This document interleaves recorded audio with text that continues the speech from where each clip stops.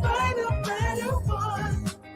Ooh, so set the bar back before the moment flies. It's not a problem, 'cause I know what I'm getting into. All right, ladies and gentlemen, we are back. All my guys, they are ready to rock and roll tonight.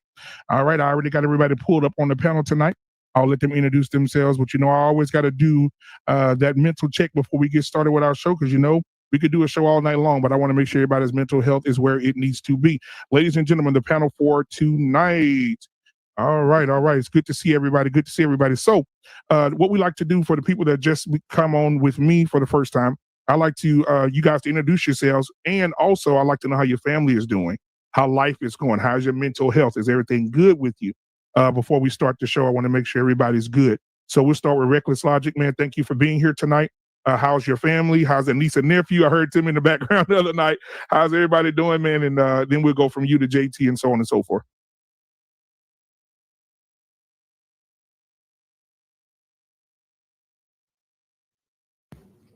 There we go. You can hear me? Yes, sir. Okay, I want to make sure everything was all good. Well, hello everybody. What's going on, panel? Welcome to the Land of Reckless Logic. Please make sure you guys pop that like button, hit the subscribe button, and please smack the notification bell so do not miss any more posts from us. I'm doing well. I'm feeling really, really good. I feel energized. The nieces and nephews, they still in the other room. Just I'm gonna be multitasking, but I'm gonna be okay. I'm gonna be good. But I feel good. I appreciate it. Thank you for being here. JT from What We Know Podcast is in the building tonight, man. Got your fire behind him, so he bringing the heat. JT, how's your family, man? How's my sister doing over there? What you talking about? What we talking about? Oh, man, we doing real good over here, man. It's Friday, homie. It's Friday, man. It's Friday, bro. No. Yes, sir. Enjoying that. It's hot in here. It's gonna be hot in here, but I'm in Michigan, bro. So it's cold this way right here. It's so cold in the D. You know it, man. I come visit you in the summer. All right, so man, we got Mandrell in the building tonight. Mandrell, you there? All right, man. How you doing tonight, man? How's everything going with you? Just taking it day by day. All right, man. That's what I'm talking about. Take it day by day, my brother. Hey, glad to have you here. Conscious TV in the building. Conscious TV, what's going on? The King, what's going on? I am well. I want to thank you for having me for one. Thank you for hosting us, and shout out to Mandrell who introduced us to the Black Men Unfiltered Network. My family, I have no idea how they're doing, but that's actually doing me some good by not knowing. So happy to be here. All right, thank you so much, man. Thank you. Brother Clarence is in the building tonight. Brother Clarence, what's going on, man? All the way from over there to Let's Talk the Better Black Life. All right, make sure y'all go over there and like and subscribe over there and support Brother Clarence, as he is a part of Black media, as well as I and the rest of the people on this panel. Brother Clarence, how are you tonight? How's the wife and the family, man? How you doing? Everybody's good, brother. Thank you for asking. Hold on. There we go. All right. Everybody's good. Man, blessed is the best word I can use in English. Everybody's good, man. Hope all of y'all are doing much better. And like I said, man, we all good, man. Ready to go, brother. Had this conversation. Thank you so much, by the way. Absolutely, man. Thank you for being here, brother. Thank you for being here. And you know what, guys? Why Brother Clarence is here tonight, I want to thank him so much because he contributed something to me that's amazing. And tonight, when everybody get out of line in the chat or on the panel, I'm going to have Brother Clarence to say this to you guys. Get out of here! Just get out of here! Thank you so much, Brother Clarence, for being here tonight. All right, we got John the Baptist in the building tonight. John the Baptist, man, what is going on, my brother? Thank you for being here, man. How are you tonight? How's the family? Man, we're doing great, man. I going to admit I'm traveling across the country right now driving, so I apologize. I'm trying to find somewhere to pull over here in a little bit, but my family doing great, man. My wife and I, we're trying to adjust to one down, one to go, trying to be empty nesters. But mentally, man, we're doing great making this adjustment. Well, speaking of empty nesters, guess what? You said you sitting right beside one, Mr. Bennett. All right, Mr. Bennett is in the building tonight. He is an empty nester, man. So Mr. Bennett said he walk around the house butt naked. Some come up broke. He know who the hell did it. So Mr. Bennett, what's going on tonight, man? How you doing? It's all good. Not there yet. Just had one come home this weekend. So they're just reminders. They just want to drop in every once in a while, just to let us know that you're not getting away so easy. So we had to keep clothes on today. Absolutely, brother. Thank you so much for being here, Mr. Bennett. He's always been here for me and supporting me no matter what's up. Thank you so much for being here. Last but not least at all, ladies and gentlemen, you got to put your hands together. It's getting a little cold in the room tonight. You got to give it up for your boy Freezy is in the building tonight. Give it up. Freezy, how's everything going over there with the wife? What's going on in the household, man? You had to slap anybody today. Come on, talk to me. Yeah, man. Nah, she was on her best behavior today. And it's a blessing. It's always a blessing to be alive, man. You know, you already know, Black man, we've been celebrating our anniversary this week. So it's happy anniversary, brother. Happy anniversary. Yeah. Congratulations. We made it. We made it 1 year. We made it. Man, come on. You guys got 75 more to go, brother. 75 more to go. I think after 75, you can walk. All right. After 75, you can walk. All right, man. Well, again, this is Black Men Unfiltered Network. If you have not hit the like and subscribe button, go ahead and hit that now. If you do want to give to the channel, you see the Cash App at the bottom of the screen, and you also can give a super chat as well. And we're going to go ahead and get this conversation started. Driscoll, inbox me, Driscoll, real quick, and then I'll send it to you real quick. Hey, real fast. EMU. Yeah. Can you give me a couple of seconds? I just wanted to publicly thank Reckless Logic and Conscious TV for doing the show Wednesday again. That was by far and away, by light years apart, the best show I've ever done since I've been on YouTube. I mean, you guys are sensational, and I just thank you guys for coming up and doing the show with me again. I really appreciate it. I'm very grateful. You're welcome. You're welcome. All right, man. So listen, guys, as we start the show, there's been some I'm gonna pull this up while I'm talking so everybody can the audience can take a look at it. You saw it at the beginning of the show, but I want you to, this has been a lot of controversy with these two magazines this week. And so I want to put them out there.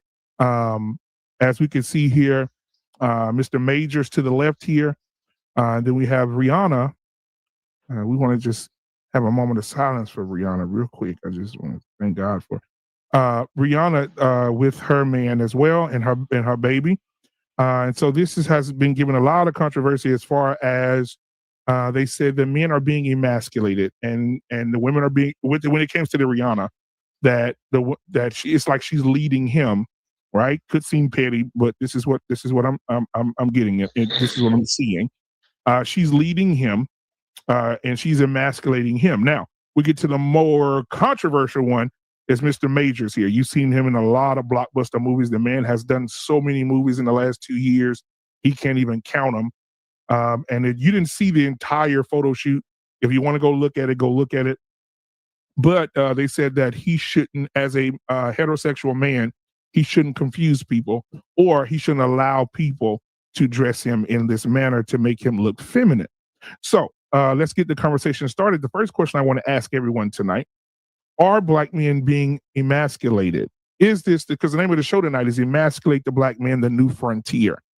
All right, so we'll start with Reckless Logic, and then we'll go around the room. So we'll get a yes or no from everybody, get what everybody's thinking first, then we'll go into the conversation. So Reckless, are Black men being emasculated?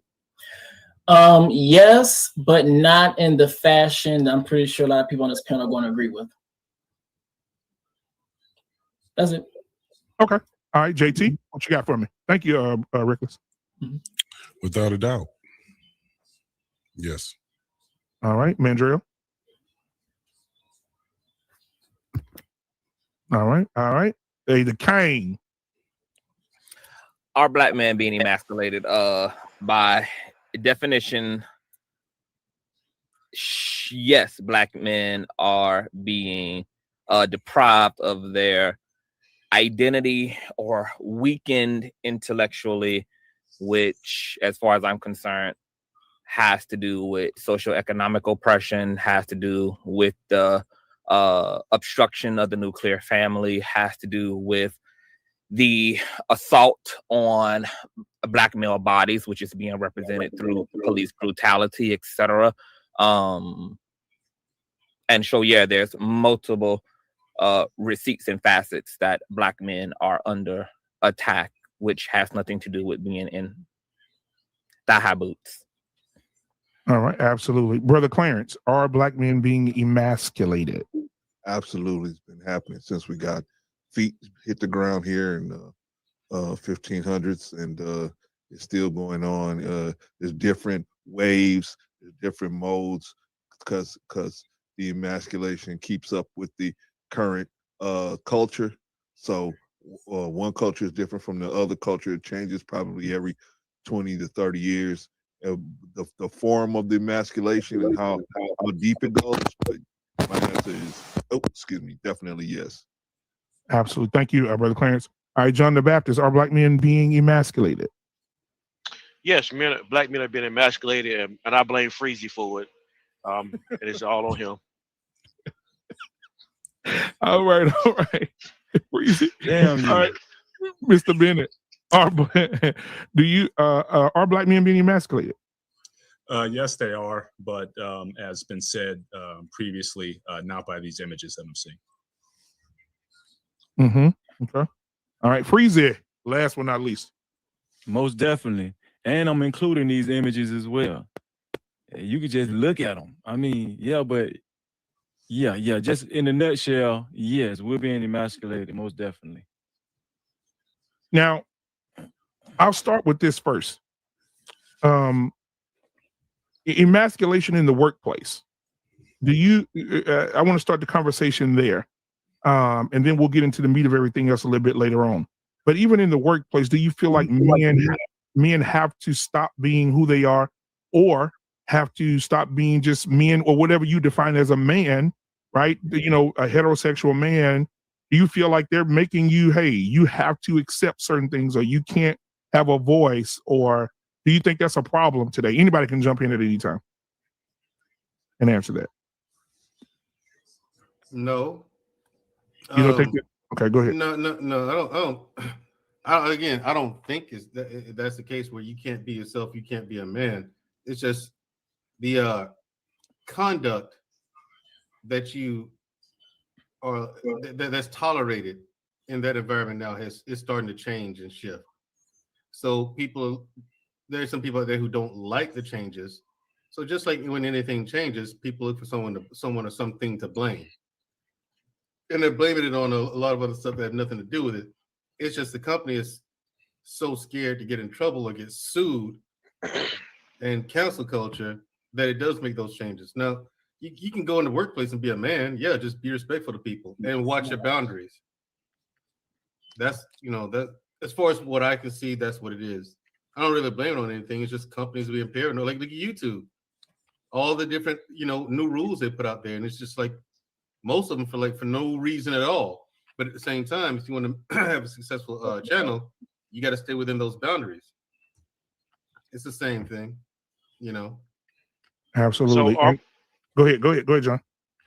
Yeah, I'm gonna go ahead and say, I think men, you shouldn't change. You shouldn't stop being who you are.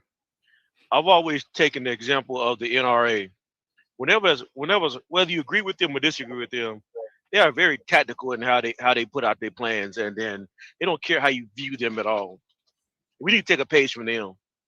The NRA, they put out a ruling today that you may not care for. They stand 10 toes down. They don't bag off.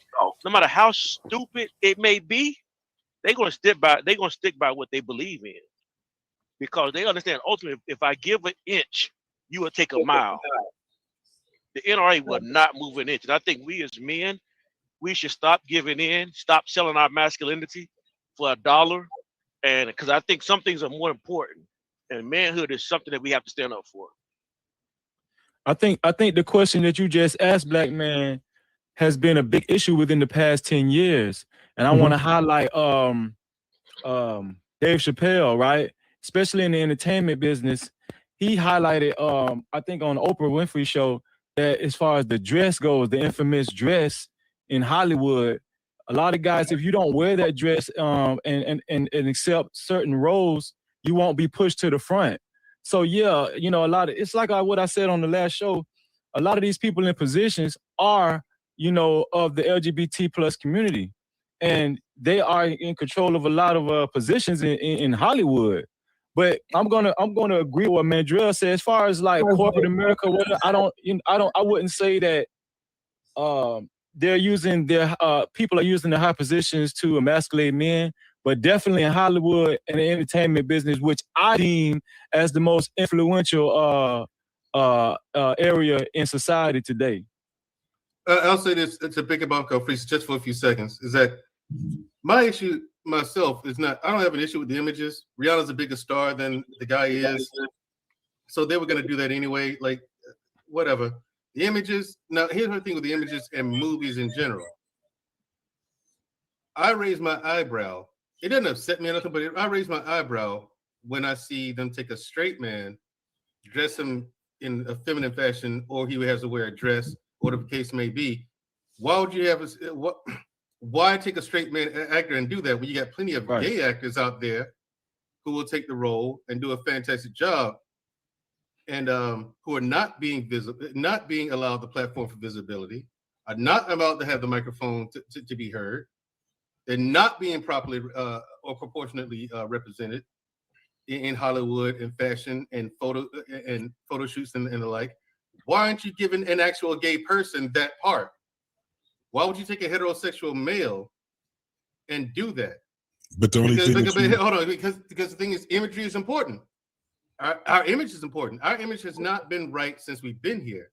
Like look at the 70s and 80s when all the action stars came out. We had Arnold, we had Lou Ferrigno, we had Sylvester Stallone, we had Jean-Claude Van Damme. Right. Only person we had was Action Jackson. That was it. Everyone, RoboCop, everybody else is white. You know what I'm saying? The big badass, you know what I'm saying? But those are the guys I looked up to, bodybuilders. I didn't know who Arnold carried a baby. Right, but here's the thing. I didn't know who Lee Haney was until the 90s. But all up until then, all I had was look up to was white superheroes and G.I. Joe. And they had one black guy in G.I. Joe that did nothing. So that's my thing. Like, if you're going to do that, cool. I don't care about if a dude puts on, just like a woman. But I mean, why aren't you giving that to a gay person when they're screaming for representation? They're screaming for opportunities. You know what I'm saying? Why are you not listening? So because there's an agenda. Right. And why are you taking that? Well, why? No, JT, it's not an agenda. We just want to take you, a straight man, and dress you as if you were gay. Let's just pretend instead of getting a gay person who needs the representation and visibility to do that. But it's bigger than that, Mandrell. Look at sports right now. They got everybody in sports wearing dresses and wigs. You got Shaq, him and Barkley. You got Dwayne Wade wearing knickerbockers. You got you can't use Dwayne Wade is not a good example. No, I'm saying in sports, period. The image of us as black men, you got name them. You could just name. But Dwayne Wade is not straight. Okay, then you got LeBron James. Then you got you had what was the other basketball player they had in the doggone dress? The football players. All the football players, they got them doing some type of gay stuff, and they supposed to be straight men. And then when you look at even when you look at them in the movies, Vin Rhames, look at him. Holiday Heart. When it comes to big ass, strong ass man. Not only that, but even in Pulp Fiction, they had him being raped. Yeah, raped. And he gonna tell his savior was the white guy, right? Yeah, Bruce Willis. Yep. And he gonna tell him, "You don't tell nobody nothing. Don't say nothing to nobody." Hey, come on, bro. Hey, all right, so hold on, guys. I want to welcome Information Man here tonight. Thank you for being here tonight, my brother. Thank you. I was waiting on you to get here. Now, I will say this, guys. If we got 56 people watching right now, we got 33 likes. Let's get those likes up, please. That helps with the channel and with the algorithm. So thank you so much, guys, for being here. If you have not hit the like button and the subscribe button, thank you for being here. Go ahead and hit that. So, guys, let's continue the conversation. So I want to get everybody else's thoughts. Reckless, what is your thoughts about the workplace? In terms of the workplace, no, you shouldn't have to stop, quote unquote, being a man. But the thing is that you should probably learn that we're in a different culture and understand boundaries. So which means that you probably can't compliment women or in the same fashion like you used to, because now you understand that it's inappropriate.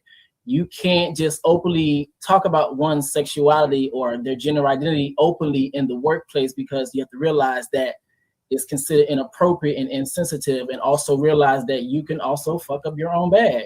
And so with that being said, if you don't do it for them, do it for yourself. Brother Like, Clarence, you can still be a man, but at the same time, you can also be a human as well. Now, Brother Clarence, I see you shaking your head, getting ready to get some fire. So what you got?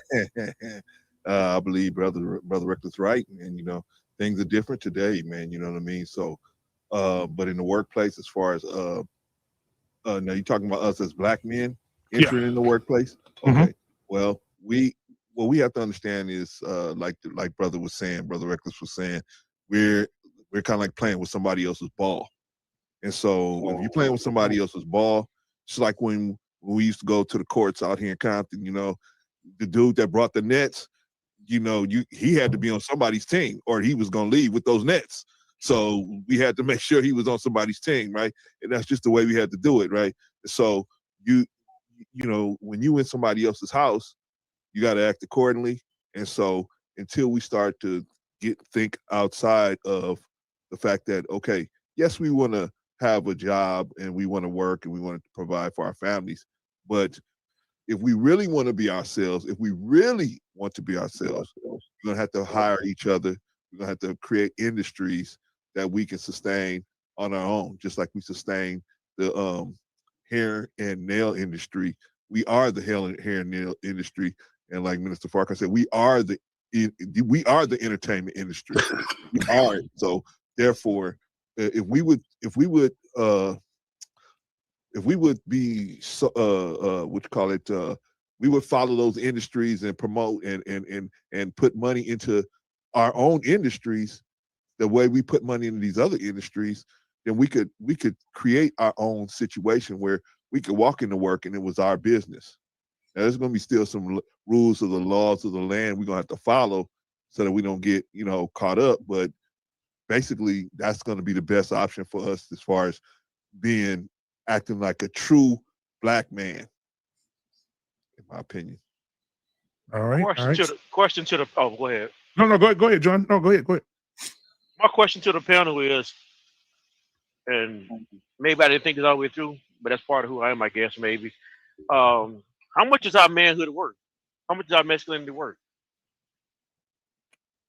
Man, anybody, information man, you can go ahead. What is our masculinity worth? I had a few things that I wanted to say. Could you all hear me? Yes, sir. You good? All right. I'm going to be speaking upon these things historically. I've done enough research and I've learned from the best in my time at San Francisco State University. I took a course called Black Cinema, and we went deep into this course. And black men being emasculated, I would say yes, but it's also deeper because the word emasculate, really, if you go back and you look historically, they would remove the organs of black men. When you look at the Ku Klux Klan, during the times that they would drag black men out of the home, one of the things that they tend to enjoy doing was taking a black man's private area scrotum, and they would carry it around like a rabbit's foot. So this whole thing about whether we are being emasculated, it has its roots from the very beginning, historically, from the time that they brought us over here and banned and shackled slavery. And it continued itself out of slavery when you had the onset of slave patrols and the way they were trying to destroy black men, because they understood at a time in history in this country that men were actually, I don't know if it's the same today, but black men were actually seen as the backbone of families. Although our women were there with us through these situations, we were at one point seen as the backbone structure. And the way you destroy a family is you destroy that family through the man. So we have to recognize that reality. And you all were talking about that this issue around whether the statement that Brother Clarence was saying and Brother Reckless was saying, I think it goes a lot more deeper than that. because in the workplace, you don't normally hear about Black men in general getting ourselves caught up in situations where we are whistling at women on the job, or we're getting sex charges being levied on us on the job. You see a lot of white boys get caught up in these situations. This is where Black men find themselves in a pickle on the job.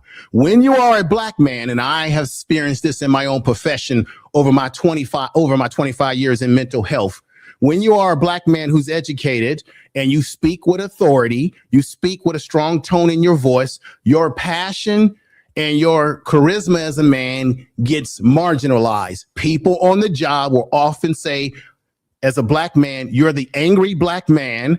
Oh, I think he seems to have a chip on his shoulder. White men on the job can speak with charisma, speak with strength, and they're seen as leaders and courageous. This is part of the emasculation of Black men. They do not want to see us in leadership roles, in our natural positions. And that's how Black men get marginalized and underestimated, undervalued on the job. So this whole thing about, oh, well, when we go to the job, we can't talk to Black men. Already know that. We already know that we're behind the 8 ball. Just being a Black man on the job, we're automatically being judged at a different barometer. Don't play with me tonight. I'm going to break it down tonight. Oh, yes. Oh, yes. Absolutely, brother. That's why you're here, man. I appreciate you, brother. Hey, Freezy. No. Conscious TV first. Conscious TV. What are your thoughts? And then we go to Freezy. Oh, I have quite a few thoughts. I already feel triggered the hell up for one. So let me go back and address just a few things that were laid out for two. Okay. Jesus God, what are you gonna start? So, this weird ass conversation about the minority of masculine men in basketball and in these athletic realms being effeminized is very funny to me. How fragile as cisgender masculinity falls apart at the sight of a handful of people, comparative to the Kareem Abdul-Jabbars, the Carmelo Anthonys, the Charles Barkleys, the Kobe Bryants, the Magic Johnsons, the Kevin Durants, who represent heteronormativity across the board. You would think that the images that some of the Black men who are crying aloud from the land are so upset about literally are the majority of the behavior and the aesthetic of Black men in this freaking country. Now, I'm a Black man, right, who does have an androgynous edge. And so while these effeminate niggas may not represent 99.9% of the men on this panel, they represent me. And because my tax dollars go into this raggedy ass country, I think I deserve to see that representation. And there needs to be men who look like other Black men, because none of these Black men look like me. So thank God there are Black men who are toting around they wigs and they weaves and popping their lip gloss and got their Black fingernails and all of that, because that is there as well. Now, I find it funny that also, because my big issue with like this emasculation shit being connected to the effeminization of men is weird to me, because it's inherently misogynistic and sexist as hell, because what it implies is that women are weak. And we know that there's no more of a protective and fierce force than that of a feminine force protecting his children, protecting his household. This is represented largely in nature as well, where female hyenas, elephants literally are destroying bodies, literally running whole herds. This idea that human women are fragile and meek and need to be saved and are damsels in distress is completely a male-oriented, egocentric, narcissistic social construct birthed by weak-ass men. Women are ninjas, women are firefighters, women are police officers, women kick ass, women kick box, women beat ass. They represent military as well. So this idea that to be feminine means that you don't have the capacity to be protective and to be fierce and to be even violent and aggressive if need be. It's literally it's a wannabe urban legend of male patriarchy. But the reality speaks the complete opposite. And the whole gag is I literally have same gender loving friends who twerk, wear lip gloss, and are shooting AR-15s in the army, who literally could bust a cap in any nigga's ass at any given time, who lay their life down for this country every single freaking day and return home from those services and go back to being super gay as hell. So I never can appreciate conversations around the way that femininity is defined and the way that femininity is interpreted to be weaker or lesser, or that to be effeminized is some removal of certain traits that are domineering and even necessary. And I think every person's humanity. So it's oh, my last point before I land my plane. Mandrell was talking about the gay actors and the non-gay actors. You know, contrary to popular belief, actors take roles that challenge them, that are not like them. That's actually the whole definition of acting. Like a gay man, why would a gay man act like a gay man? It's called acting. So people want to act like things they're not. That's the whole yielding force of the acting world. And for two, I know that I can see here that most men are not fashionistas, but it looks like most men here are not doing New York Fashion Week, okay? So that much is clear to me, okay? But some of these athletes that were named who are wearing the Gucci purchase and all of that, these people are a part of upper echelon society. They are part of an entirely different culture and cuisine. They eat from an entirely different fucking plate where clothes and aesthetics are of artistic form. They represent status, just like the wigs on the dead presidents of y'all dollar bills.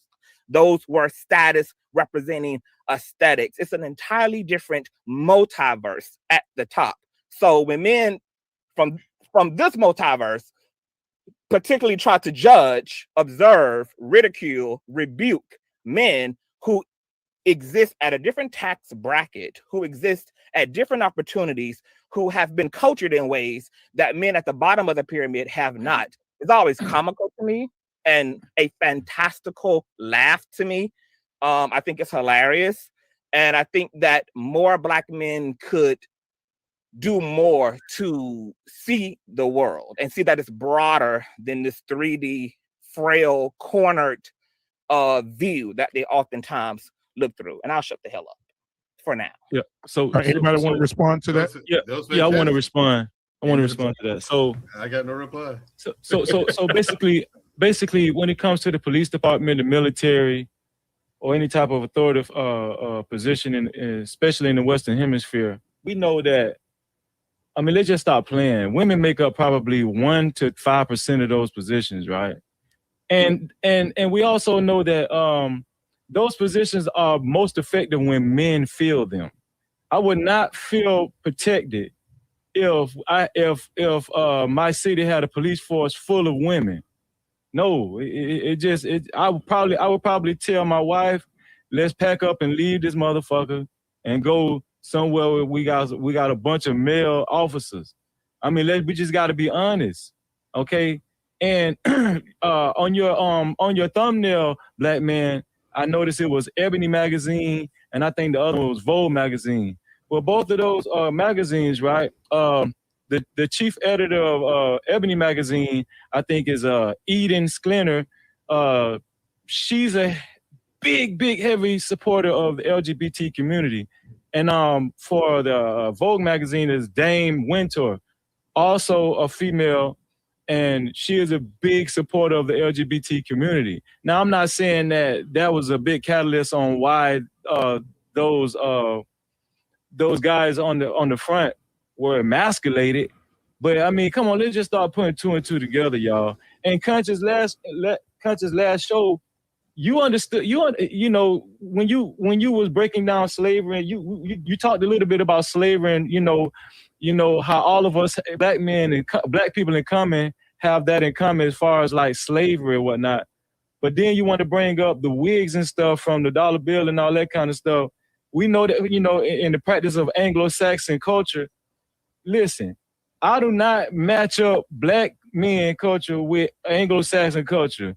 I'm wise enough to know that those people participated in a bunch of effeminate homosexual acts, you know, in the past and throughout antiquity.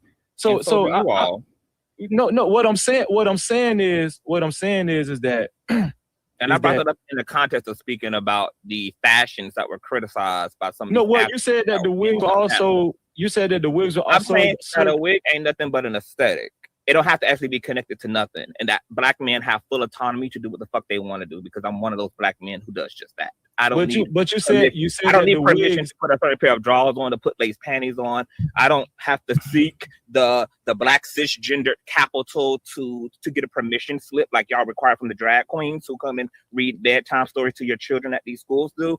Like, I don't, like, black men don't require that. And what I'm making and establishing, right, is that you don't represent me, right? Like, if we had to base what the image of a black man is, we know that black men look like Conscious TV. Black men also look like Frizzy. Black men also look like Information Man. Black men also look like JT, Mr. Bennett, John the Baptist, Driscoll, Reckless, etc. So who should be the face of all faces? And I'm asking, why can't men be represented across the board? Who decided that one man is this is the for all black and brown men? This is the problem. Let me finish this information, man. The only reason I mentioned the wigs, because you said that even the wigs served as a as a symbol of status or whatever. And just like it did in Egyptian culture of authority. At that time, it was. Well, even the judges and the barristers, as they called them from the UK, they would wear those headpieces. But that's more of an Anglo-Saxon culture. That's not. They ain't got shit to do with black men. That's what I'm saying. So I just want to say, let's keep it in context. Let's not mash all this shit together. No, we're gonna marry all of it because black men do all of that. Black men are all of that. Black men participate in all of that. And I think it's also funny that there's this divorce and declaration and opposition against homosexuality when you are the same men who make the exception for homosexuality when it comes to your woman inviting other bitches into the bedroom, or when it comes into threesomes and same gender loving in the context of women, but then want to get on here and have damn congressional hearings about black men in wigs and black men sucking dick and black men taking it in the ass and black men being effeminate. Like, bullshit. I'm trying to figure out, are we talking about the emasculation historically of black men, or are we talking about how black men on this panel feel about people that are gay? Because Conscious TV, that's not where I'm going. And one of our problems, brother, is that we spend way too much time, especially on YouTube, letting celebrities. I don't give a damn about celebrities. Yeah, they got a lot of money. And also we know that they do a lot of weird shit in Hollywood, which people who are from Hollywood have told us about. And it's been documented that there's some weird demonic shit going on out there in that place. I live in California. I can tell you about some goddamn things that I know people who work in the entertainment industry in my goddamn fraternity. Now, the black men that I deal with and the thousands of black men that are in my organization, we don't reflect those celebrities. Well, I'm talking about brothers like brother Smith, one of the billionaires. We don't reflect them. Why are we using celebrities and athletes? No, let me finish. Don't information man me right now. I'm gonna cook it. I'm gonna cook this goddamn dinner the way I choose to cook it. Why are we using celebrities? I'm gonna get to you, but I'm gonna finish my point here. Why are we using celebrities as a barometer for what black men are or not, when we know, and you know this, Conscious TV, that within white society, they have balance. So in white society, you have white gay men represented, you have straight white men represented. White people in white society, they have a balance. They can be all these different things. In black society, when it comes to... Why are you directing But my towards question to you us. was, why are you directing that towards towards me? them. Because it was your brother. The reason why I'm directing this towards It was you your- because no, I asked a Why y'all question. didn't- I asked. I would like to It was finish what interrupt I while like you to was finish my point. I would like to finish my It was point. your brother JT. The who question I was expressed asking is, you have to direct are that we towards talking them. about the emasculation of black men from a historical point of view, or are we talking about because you made statements about black men feeling uncomfortable with gay men who suck or this and that. To be quite honest with you, I'm 53 years old. I don't give a damn. I've been around people. I've been around people that were gay. I've had gay friends. I've went to college with people that were gay. I don't have a issue. People keep thinking that black men, that we got this issue about what people doing in their bedroom. That's not all black men, and that's not all black men on YouTube who think that way. We're talking about no, we're talking about emasculation of men. Well, that was the point that I was trying to bring up. That's what I'm trying to bring it back to. And I'm also saying, you doing a great job staying on that. Why are we using the what I call Hollyweird as the barometer? Why are we using Hollyweird as the barometer of what black men are when we're so much more than what you see in Hollyweird? And Hollyweird don't represent me. It don't represent most of these black men on this panel. That is not the barometer that we should be judging ourselves by. And furthermore, as I said before, white society has balance. You see all different types of white males. Within black society, they don't tend to show the balance. And I'm going to be honest with you, Concert TV, because we've had this conversation before. When it comes to gay men, and I've said this myself, I think that Hollywood does a disservice in the way they portray gay black men in particular. And the way they use sometimes you all, this is just my opinion, as mascots. And how they stereotype gay black people. They do as mascots. Now we mascots. Got you. I'm not saying that you are, but I'm saying even within black gay society, they stereotype you. Is that not true? I can't fault. Is that not true? So okay, so let's do this right quick. So let's get, because I know that let's do one mic, guys, so everybody can hear you out there, right? So we having respect for Discord right now, right? So let's do one mic so everybody can hear everybody, because I want everybody's perspective to be heard. And then we got to get other people in here. So Driscoll TV, thank you for coming in tonight, my brother. Thank you for being here. I sacrificed my spot to pull back a little bit because I do want to be able to sacrifice that for other people to have a perspective. And I know I asked Driscoll to come up as well as everybody else here. So Driscoll TV, how are you tonight, man? Hey, listen, this is Driscoll, man. He got a new baby. So congratulations, man. I told you before, but I'm gonna tell you again, congratulations to you and your wife, man, on your new baby. But yeah, so what are your thoughts on the subject tonight, man? And I'll back out Information Man and everybody else. We'll have the conversation after, where Driscoll goes. Then we'll have Reckless come in, and let's give everybody an opportunity to have a voice. All right, I appreciate y'all. Let me get John the Baptist back in here. Go ahead, Driscoll. A lot was said.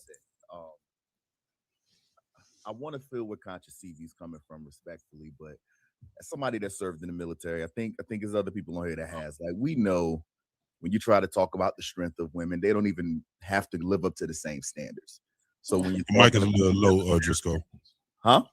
Your mic is a little low, bro. Yeah. Check one. How's it now? Here you go. You good? Yeah. I mean, yeah, they don't live up to the same standards. They got to do half the amount of everything on the PT test.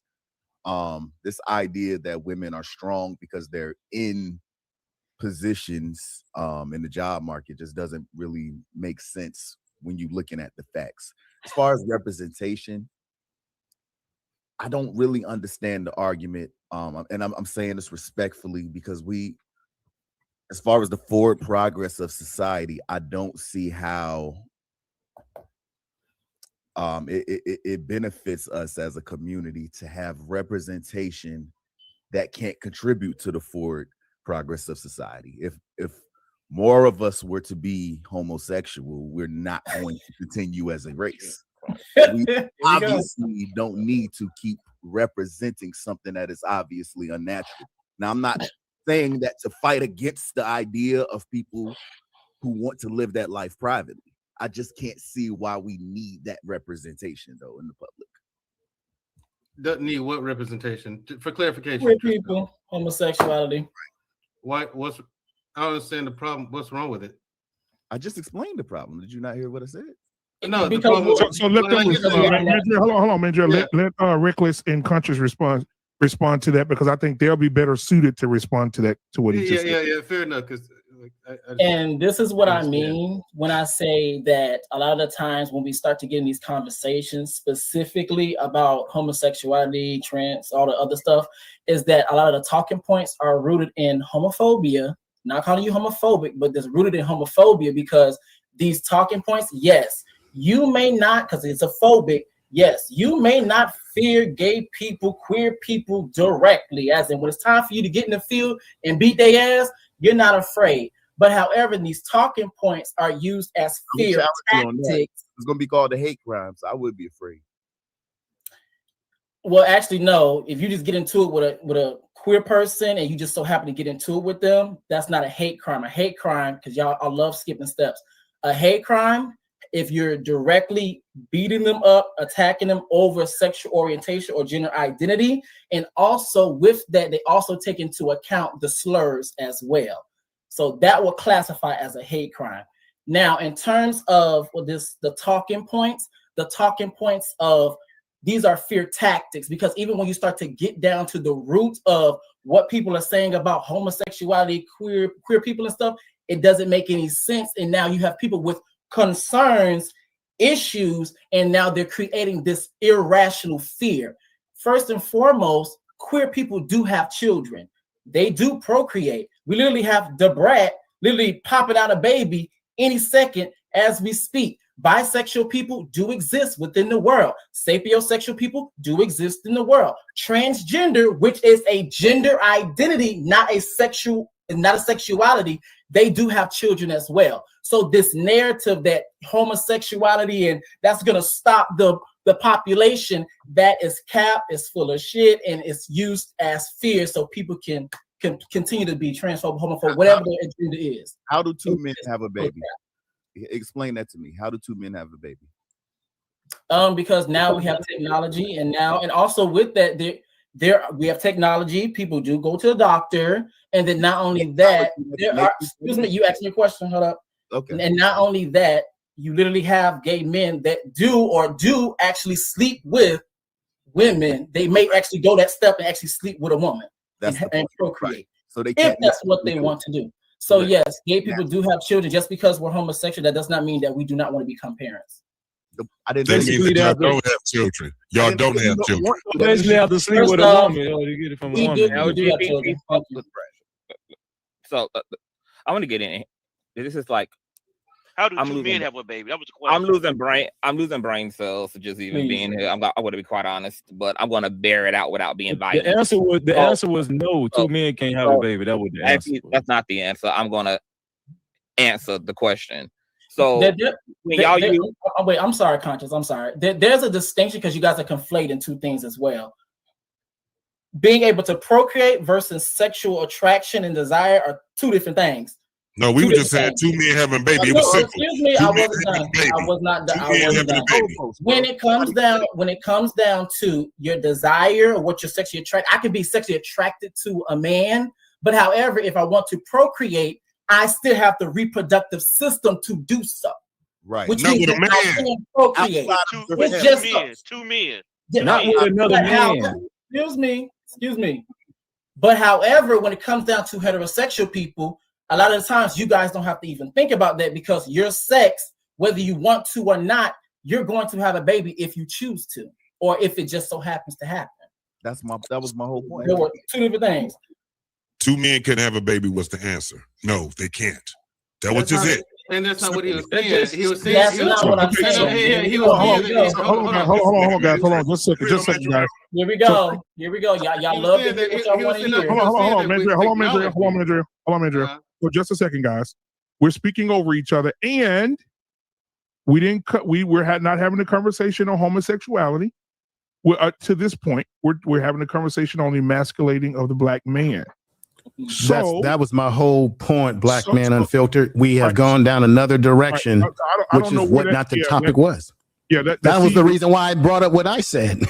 Yeah, that's fine. That's fine. Sometimes we do get off, but I think that everybody here has a perspective on the emasculation of Black men, and we have different walks of life here, right? We have heterosexual men, we have men in the LGBTQ community here, we have men that have studied African American studies here. We have everybody from a different walk of life here tonight, and I want to have a conversation where we're not talking over each other, and we all can have dialogue that is healthy, and then people can also understand it as well. All right.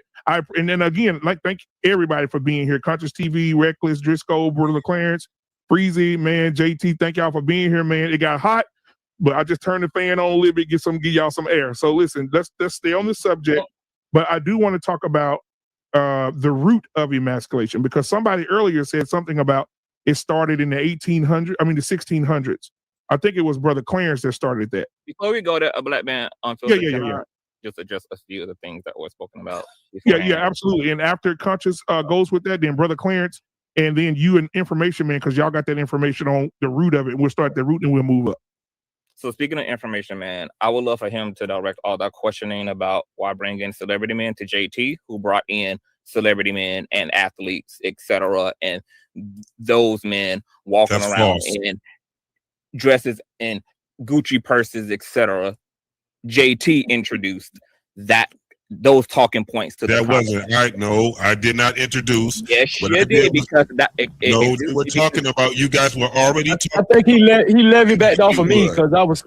He levied back off of me when I was talking about JT and Hollywood. Frizzy introduced those talking points. That's why I set up my talking points the way that I did around these athletic men and naming athletes, etc. So going forward, this whole idea about procreation, LGBT, okay, within LGBT are bisexual men and women who sleep with the opposite sex and reproduce children. So LGBT folks still produce children. Also, trans men and trans women is a gender identity phenomenon, not a sexual one, which means that you have trans women who are still heterosexual, trans women who sleep with other women, who reproduce with women, trans men who still get pregnant and utilize their reproductive organs, etc. So LGBT people largely across the entire board still produce children. Also, I know that conversation around the lack of population is completely fear-mongering and a witch hunt, because these type Can we get back to emasculation of men? We're going to get back to it when I'm done speaking. Come on, this is ridiculous. This panel was designed to talk about emasculation of men, not to talk about reproduction. We're not talking about reproduction. I'm not talking We're talking about the emasculation of men. The emasculation of men. And I got permission from the host. John, let him get through it, John. Let him have his say, John. When we respond to him, that ain't the topic. You need to mute it. I'm not talking to you. The host gave me permission to speak. Yeah, let him have his say. So, in my final point, what the hell was I even saying in my damn final point? It don't matter, bro. Let's move on. Oh, no, we're not moving on until I find it now, because, see, I don't fucked up my flow. You were saying that you were breaking, Conscious TV, you were breaking down how people with GBQ can still have children. They still use their reproductive organs and things of that nature. Go ahead. Oh, thank you for saying the information, man. So I was saying that I know that this is a witch hunting discussion, because we never have these type of town hall meetings about all the other groups of people who do not participate in reproducing, such as those who choose a life of abstinence, nuns, priests, all of the heterosexual couples who do not want to be burdened with carrying children. They just want to enjoy their marriage and enjoy each other amongst themselves. And we do not witch hunt, indict, prosecute any of these groups of people who choose for religious reasons or because of their own personal free will to not have children. But yet we get into the LGBT conversation, and the talking point completely centers around how we allegedly don't reproduce, which I just dispelled that. We totally use our reproductive systems. We use in vitro like the hetero community does. We participate in adopting like the hetero community does. We use our own bodies to bear our own children, like the brat is, who's pregnant right now with her wife expecting, because she went to see a doctor, not a man. So it's just buffoonery. And so just like in the last panel, I'm always curious to know, what is the real issue?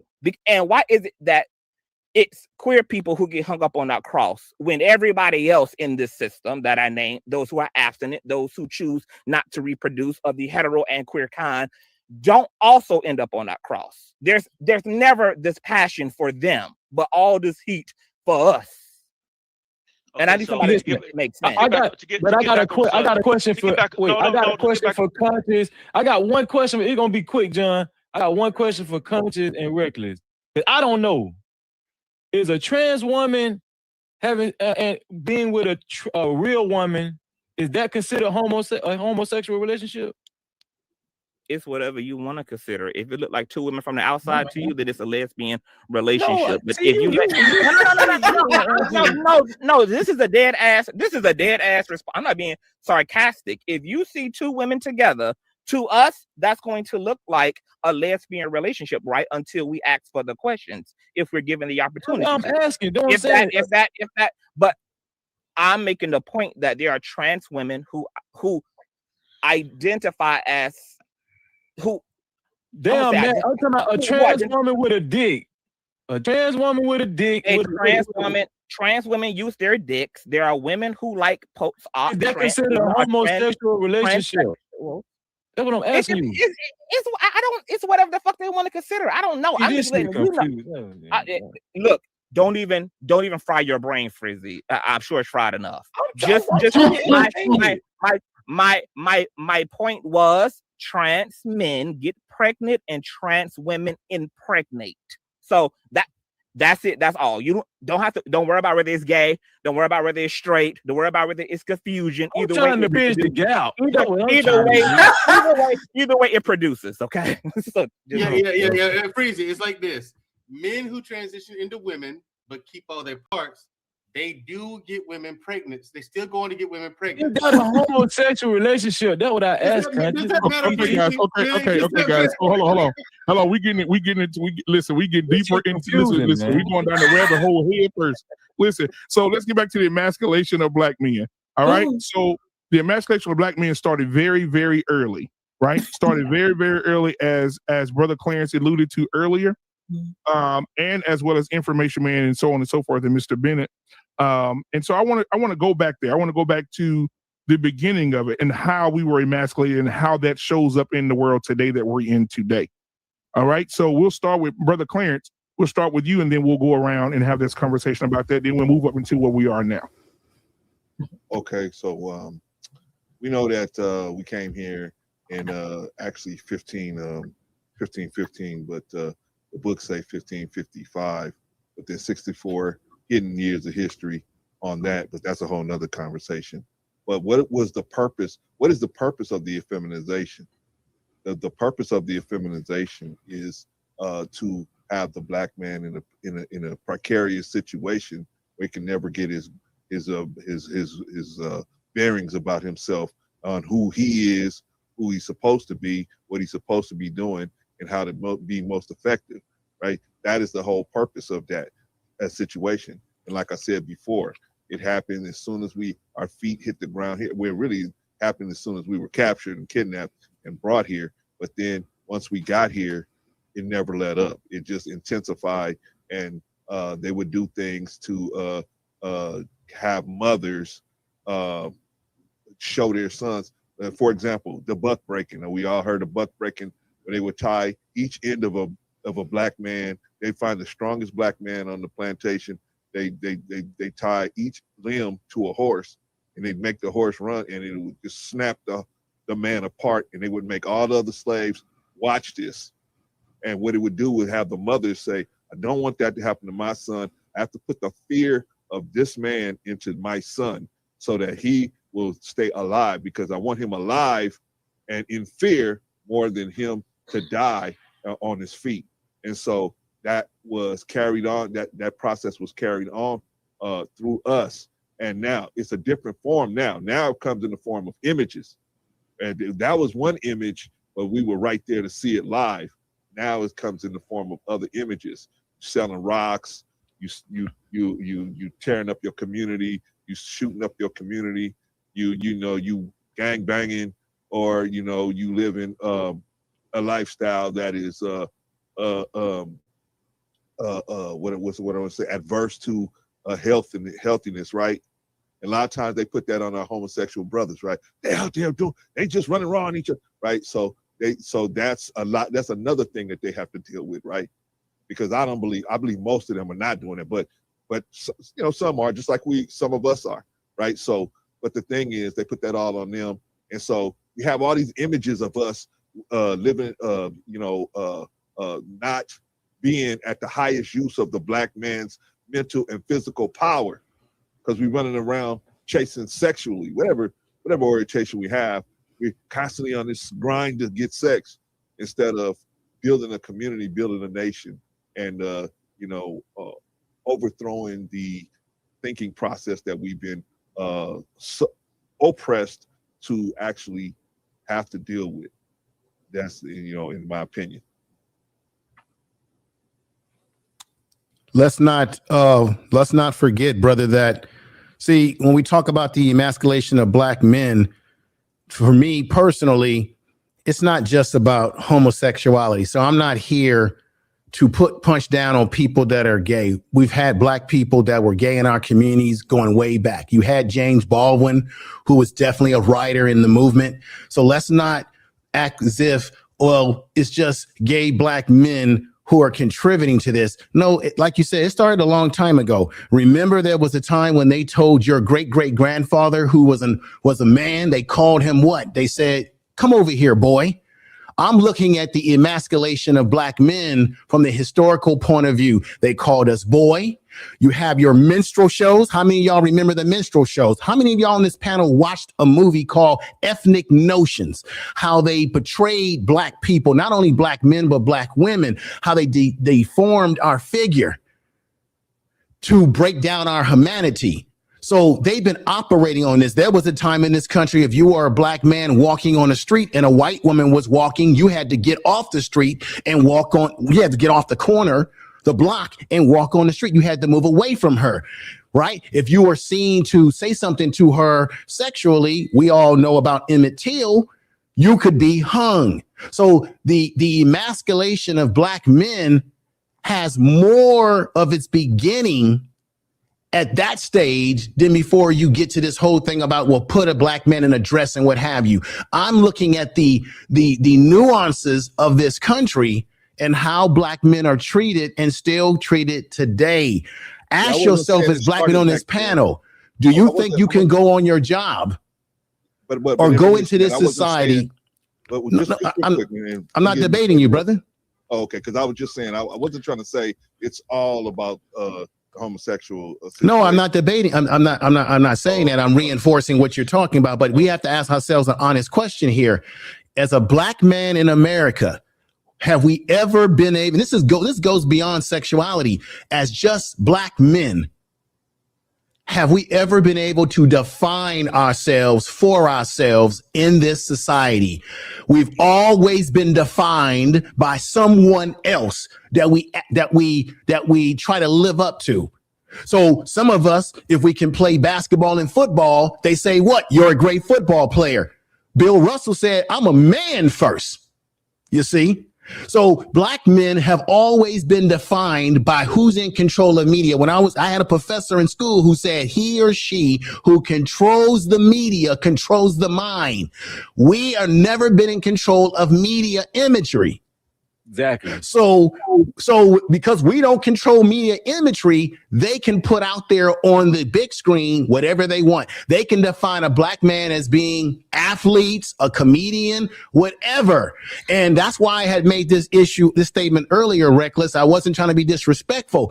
Even when it comes to Black men and women that are in the gay community, that same mechanism will define how they see you as a gay Black male or female. They are constantly defining us because we don't control our own medium. We don't control our own radio. We forget Black people used to have their own newspapers. You can go all the way back to 1919 when you had Lincoln Films, when we had our own movie studios called race movies, where we defined our images for ourselves. And let's not forget, the great Renaissance in Harlem. There were a lot of gay people who were involved in that Renaissance. But guess what? They defined themselves even at a time when they were also being looked down upon and punched on as too. So the question is, when it comes to this masculinity issue, we have never been able to define ourselves for ourselves. Our image has always been in the hands of other people. I'll land my plane there. Let's start with let's start with the equalism. Okay, so let's talk about the role of men. Why it's wrong to emasculate men? This is why it's so dangerous to emasculate men. Going back into history, since the beginning of time, men were created to protect the women and the women and the kids of the community. So therefore, when you look at survival, somebody echoing, is that me echoing? What's going on? There's survival, protection against the wilderness, against wild animals. This is why so what we're starting to see now in modern day culture is make the man look weaker, make the woman feel stronger. And so what that does, it leads the community of women and kids to suffer. So let's stop trying to pretend like that the media is not playing the strategic game of making men look and appear weak. And we can't be trying to equalize about, trying to protect the alphabet community and not include this into trying to include into the conversation, because this is a tactic of evil to divide what a man is created to do. It's not about your sexual orientation. It's about what the purpose and the role of a man. And until we understand the purpose and the role of a man, we'll never get anywhere in this conversation. This is the reason why the conversation of you guys trying to define yourselves, this is the reason why queer people have an issue, because a lot of times when you guys want to define yourselves, and even when we're in the conversations, you guys don't want us part of that man. You're part of the conversation now. You're part of the conversation. Right.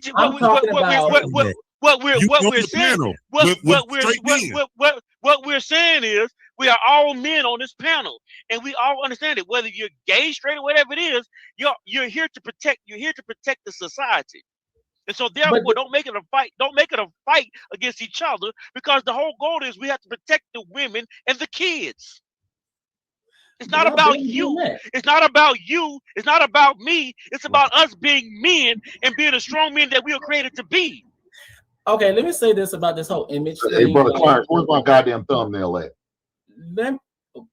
Let me say this about this whole image thing, because y'all really blow my mind when it comes to this image. It ain't no freaking image. No. It's not an image. It's what we are.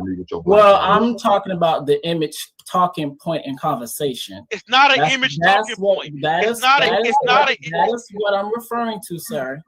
So when it comes down to this image talking point and stuff, I just think it's really ignorant to think, and I had to do this myself, to think that if I see a melanated man look a certain way, that's going to be the representation of a whole community who's diverse, who has a multitude of personalities, a multitude of representation, diversity, and they all show up differently. So, and also to think that this image of a strong man, and this is the reason why this image conversation irks my spirit, because a lot of times when we get into these conversations, a lot of the times men are still worried about their image instead of their consciousness. Like a lot of the times, like you guys are so worried about the fucking image than the actual state of where Black men are currently. Like this, like it's really like it's interesting to me, because when we start to get into the nitty-gritty of the conversations dealing with Black men, emotional intelligence, when it comes down to, okay, how are you going to be successful? Of course, financially and stuff, but are you going to be successful within marriage? Not only, and to think that some of these roles that you guys apply yourselves to are so shallow, and it completely dehumanizes you from even being able to be a human. I got a question. Can I let me ask you a question? Do you believe? Do you believe it? Like, I didn't hear nothing you said. I said, do you think a person's image is important? Oh, what? People don't judge you on your image. I think those are respectability politics. Because keep in mind, and here's the thing too, we all melanated up here. Like let's have an honest conversation. Come on, stay with it. Image is not going to save you. I am sorry. It's not going to save you. It does not matter. Even back then, when we had melanated men in their suits, in their bow ties, that did not keep white Caucasian dick and pussy from going into melanated spaces and destroying those things. An image is not going to save you. That's why the thing about it, though. The thing about it, when we was like it, they had more respect for us. No, they didn't. No, they did not. Let's check. They have more respect by lynching you. They have more respect by hanging you from trees. They have more respect by Emmett Till. They have more respect by accusing melanated black men of sexual assault. That sounds like respect. That sounds like respect. When the Muslims was doing what they needed to do, and the Panthers was doing what they needed to do, you don't think they had respect for them? They had a level of fear for them. They never respected melanated people. That's the reason why we're treated like shit now. Yeah. All I know is that they killed Dr. King. Dr. King wore a suit, had a nice haircut. They killed Malcolm X. All the black people that we've ever seen in history that wore suits, bow ties, the whole 9 yards. The system, whether it be FBI, CIA, did what? They eventually destroyed them. Yeah, they might have feared them because they were upright people, but in the end, they destroyed them. So I think at the end of the day, yeah, image is an important aspect, but our consciousness with that image has to be intact. But we have to also understand we're behind enemy lines. Come on, let's wake up and smell the coffee or the roses as it really is. So if they killed all these black people that are like that. I haven't really spoken much tonight, but I just want to introduce a point. I just find it interesting that we started off the show talking about this imagery, but how this we'll get in that next, JT. This imagery has changed over the years. I mean, none of the stuff what we're seeing with Jonathan Majors is new. Go back to the 70s, brothers were wearing long fur coats that actually redefine masculinity by the dress style of these prominent black men. Go to do we want to talk about the 80s? Do we want to talk about Rick James? Do we want to talk about Prince? But it's not the same with those guys. Those guys were all those groups of age. No, but I'm saying, but they dressed in a lot of ways. The hairstyle, the makeup, everything that they had. But listen, bro, we never questioned their masculinity. Never. It was. Listen, it was. His was questioned. Eddie Murphy was questioned. All of these. Michael Jackson was questioned. You had the rock groups, they were questioned. But these were, what I'm saying is, these guys came out and they were in that imagery. What we're talking about is the same thing where you have your biggest, your strongest men in a dress and in makeup and a wig. That's what we're talking about. We're not talking about people that you wouldn't normally see. What's the image on the show, JT? The image on the show was Jonathan Majors in some high heel boots and some sort of coat or sweater or whatever, dressing just like those guys back in the 70s. Man, we gotta stop. Man, we have to stop. We have to stop acting like they're not. Why are we tripping over it now? Listen. Because we have to. We got to stop it at some point, bro. Look at that. Man, look at his man. Look at his lips. Come on, man. Look like he got makeup on his face. We wasn't doing that back in the 70s. Come on, bro. We wasn't doing this. Man, we was not. Hey, Black Man Unfiltered. Can you pull up a picture of Grandmaster Flash? All those guys from in the late 70s and early 80s that were rappers. Let's look at what they were wearing. Let's look at what African Bambaataa and all these other groups were wearing. We know that image is important, but when you look at the artists, and I think Conscious TV had said this too, a lot of these artists, they all wore questionable outfits. And we either said, is this guy gay or is he straight? What we knew from outward appearance in their behavior is that they said, hey, we're straight. So the reason why we tolerated a Prince or a Rick James, because they projected an image to us that they were into women. So we could accept it. It was more digestible for us to accept them because they still showed that they were with, they liked women and they liked being with women. Why y'all trying to be so inclusive? we're not talking about what. Brother, this isn't about. Look, I don't know how old you. I don't know how old you are, but it is a fact that if you go back and look at early pictures of groups in the 70s, groups in the 80s, because I lived it, they did wear things that were a little that made you question, but nobody questioned their sexual. Nobody questioned their sexuality because they were messing with women and we could see it. That's why. That's all I'm saying. They wouldn't have their lips poke out like that. You look like you got mask. No, I'm not talking about that, Hank. I'm not talking about that. I'm just saying the clothing was a little. Look, man, I grew up breakdancing. I grew up on those rap groups, and they were wearing boots in the 70s. Sly and the Stone Family was wearing boots. Come on now. Don't let me start dragging it out now for y'all. I can name a bunch of people that was. I can name a bunch of artists that you like who were wearing boots back in the day. Don't let me name some people here. Bootsy Collins was wearing boots. George Clinton was wearing colored hair and wearing boots. And when they was wearing diapers on the stage and had please. Wrong, but they weren't. The only difference is that they weren't saying that they were gay. They were, they were heterosexual men pushing the limits. So everything you just said, you're 100% right. But the question is, it was still emasculating then. I'm not saying just because we're doing it. Hold on. It was wrong then. It's wrong now. I don't care who did it then. I don't care who do it now. Black Man Unfiltered, pull up that Grandmaster Flash picture. They're doing it to make men look weaker.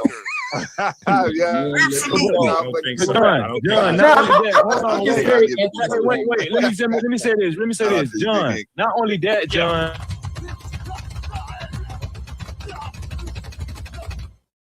I'm gonna say this. Not only that, let's just be honest. Wait. Let's just be honest. A lot of those guys were homosexual or bisexual, but it wouldn't have been profitable for those guys to actually reveal that through song. Okay, we can just take Tevin Campbell. He just called himself coming out like last year, but everybody knew it already. But the thing about it is, it wouldn't have been profitable for him to sing about him kissing or having sex with another man. That's why y'all know the truth. Come on, let's just be honest. But I don't even care. This subject is not about who somebody sleeps with. No, Hold on. This subject today is talking about the emasculation of a man and the significance it has on society. Because I don't care who you sleep with, long as we understand there's a bigger fight going on. But John, image matters. Image does matter. If image didn't matter, the police force would be wearing dresses. If image didn't matter, the military would be wearing tights. I agree.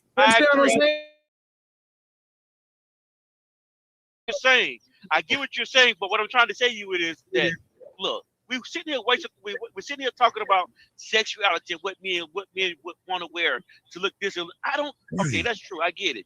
You don't want to go to war in a ballerina suit. I get it. I understand that. But the bigger question is, can we focus on the bigger, broader subject? Because while we're talking about sexuality, there's an attack on the society and our culture, and we spending too much time talking about sex.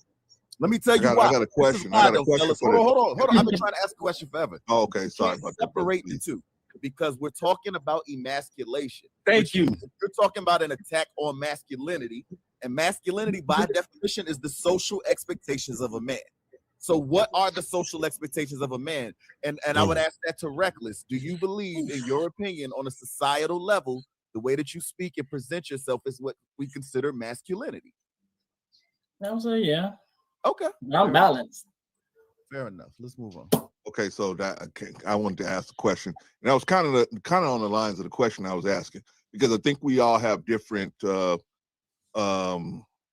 perceptions of what the image of a black man should be, as far as in the media, as far as what our children should see, right? If our children come home from school, they should see strong black women. They should see strong black men, right? Can we all agree on that? No. I don't. Yes. I don't think. Okay. Hold on, They I'm gonna tell you- Who's I'm in gonna tell you- disagreement with that? That's John the Baptist. I'm gonna tell you why. Okay. We should not see strong black women. Why not? Because what we should see is we should see submissive women who Yes. follow the lead Okay, of I who follow the lead of men. Okay. I don't want to be married to a strong woman. I want a woman. I think Go you ahead, get go ahead. confused. You're confusing strength with disobedience. I'm not confusing those two. No, Strength I'm is a whole nother thing. gonna be very specific of what I'm talking about. Okay. The Black Panther movie is trying to show women is strong. The other movie, I just went blank. Woman It's trying King. to show Woman King is trying to show women is strong. Nah, I don't they're want to trying see to show my women as I masculine. don't They're trying to show masculine. women as masculine. Masculine, correct, It's a separate correct. Which thing. what correct. Because women have their Okay, own strength. And there's 10 of us up here, and the 10 of us together couldn't push one baby out. What's a woman's Right? strength, Clarence? So What's a woman's strength, Clarence? a woman's strength is her ability to recognize a good man and follow that man. That's her strength. Okay. To teach your okay. children. If you're gonna find it that way, That Well, these heifers are weak as hell then, Clarence, because a lot of them can't find a good goddamn man. Listen. I'm ready to land the plane here. The I want my damn thumbnail, the Clarence. That's strength what you of be your wearing my woman is thumbnail. the strength of your woman is to be able to take your program, crunch it up, and give it to your children, and have your children walk on your program as given to stop her. identifying your women as strong. Stop identifying your women as strong. Why don't we need strong women, brother? What I'm trying to tell you, when you identify, because what society is trying to do is they're trying to put out women on the front lines. Anytime you put your women on the front lines, they're trying to destroy you as a people. Well, So stop calling you. we don't have to. I have a question. We don't have to let our women get on the front lines, brother. We're strong too. We're strong too. But she's strong in her place. Have you been asleep for the past 50 years? Because you see what they're doing to our women, right? Yeah, but they can only do that with our permission. We are allowing that to happen, right? We are correct. Okay, You're right. So we are allowing that to happen. How we allow it to happen? We are allowing that to happen because instead of I'm gonna ruffle a lot of feathers right here. Instead of being at home, instead of promoting our families and keeping our word, we make this child, and we're gonna make sure that child and that woman is gonna be our first order of business. Instead of doing that, we're out here trying to have social lives. Most of us. Yeah, there's some of us that are. Most of us. So that's where that's what I'm seeing the last 20 years in particular. That's what I'm seeing. And so it's more of a man by how many women you lay down with and get up and walk away with. So you allow. I'm sorry, I'll let y'all rock out with that one. That is. Go ahead, I mean, okay. We have all. You can walk out your front door right now, and so can I, and you can see the proof of what I'm saying right now. It's kids, little kids out here running around in the street, no father, nothing. You can see that. So I know more good. I know more good men than I know bad men. But that's because of your relative, who you associate with. The reality is much larger. How can we have 75% single children being born to single parents, and this is not the reality? This is our reality, brother, and we are participating in it. Because them strong ass women know how to pick good men. You said they were strong. That's why they. But how can they? But my question is this: I didn't say they were strong. I'm saying we need strong women in our household that understand what a strong man is. A lot of our women have been sold the dream that views, likes, clicks, and everything on Instagram. That is what's important. Or having an OnlyFans page where they can get money is important. But money ain't the same as a good man. A good man is worth 10 times his weight in gold. So that's my point. We need strong women that can see that, and they can also put that into the children. So these children are not going out here with these molesters, these chomos out here, because they see that the chomo is not a good man. But if your wife can't show your children that what a good man, your wife is supposed to say, that's a good man. See that man just came through the front door? That's a good man. See what's happening. Do y'all not see that they're trying to make women stronger? So do you hold on? So do you think? Hold on. Let me ask this question then, since we're already on it, and let's get everybody else in here too. So you think that also a branch of emasculating men? This is just a question for you guys because y'all just talking about it now. So you think another branch of emasculation is making the woman look stronger in today's society, making the woman look stronger, like in the movies? Yeah, like there's a lot of So there's a Black Panther. I would definitely say she doesn't need the fellowship of a man. Yes, I would agree with that. Yeah, because in the movies, how much stronger can she look? Yeah, because even in the movies, that a lot of shows. I've been watching a lot of shows and a lot of panels, just studying different panels. And on those panels, a lot of people are talking about, Woman King, and then they're talking about what the movies that you guys alluded to. Then they got a new movie coming out on Netflix.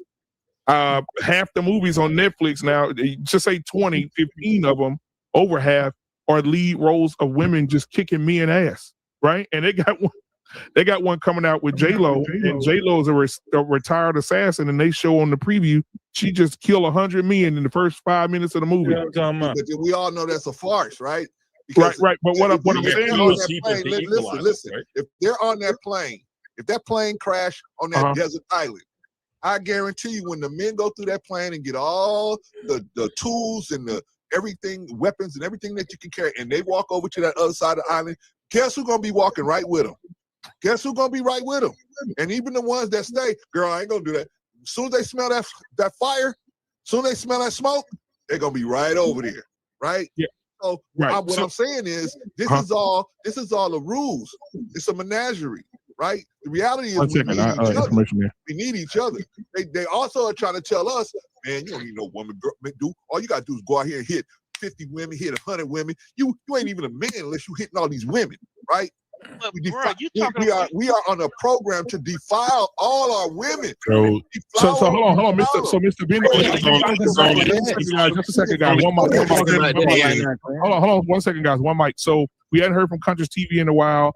We hadn't heard from Driscoll in a while. So and then let's get it. I want to get everybody involved in the conversation, but I'm gonna ask the question, and we can start the conversation there. So presenting women in a more of a leadership role, as far as even in Hollywood, even in corporate businesses and because I mentioned the other day that a lady I'm in corporate, I can't say who I work for because you know how it is, but even in the banking industry where I am right now, there are ladies that's been at the job for 4 years, and there's somebody that was completely qualified who's a male that's been there for over 28 years, almost 30, and they did not promote him, they promoted her.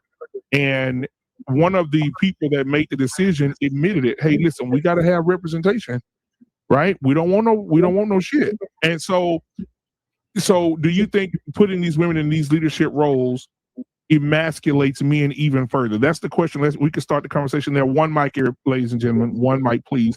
And we'll start with Conscious TV, and then we'll go to everybody else. Oh, before you go, Conscious TV. Guys, if you're just coming in, thank you guys for being here. Hit the like button, hit the subscribe button. That helps with the channel. Thank you guys in the chat. You guys are undefeated. Thank you for being here and being in the chat. So I appreciate you guys dearly, and everybody on the panel tonight too. Thank you guys for being here. All right, go ahead, Conscious TV. CT. I'm gonna be honest. Okay.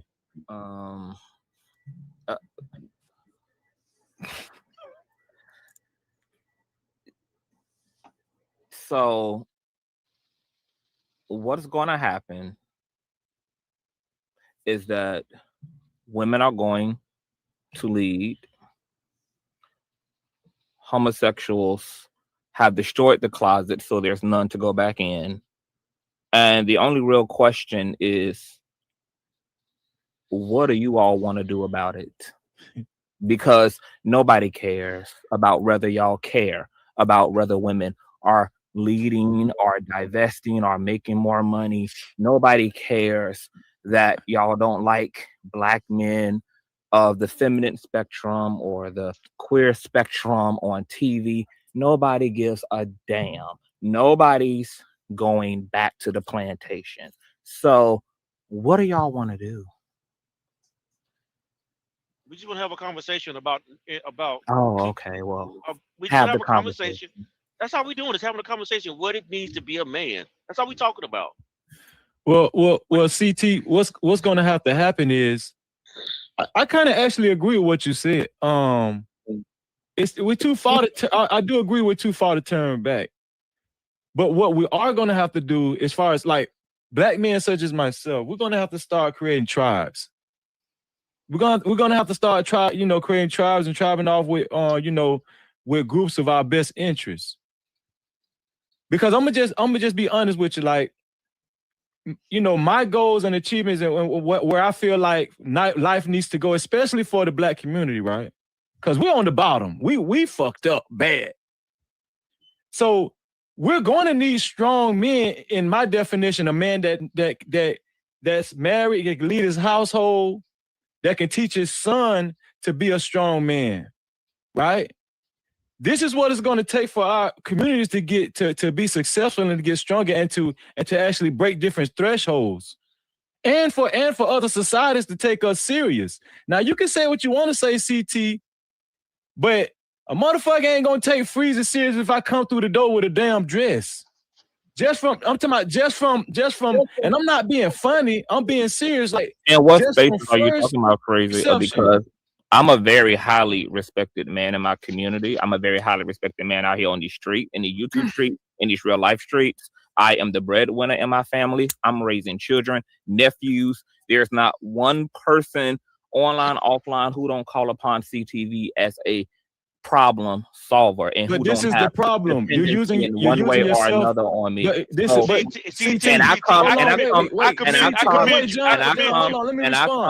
And I come in the door with weave. I come in the door with piercings, tattoos. I come in the door fully as myself, and don't have any problem with getting what I want. Okay, that's fine. But what I'm saying is, you're using yourself as an anomaly. Just as okay.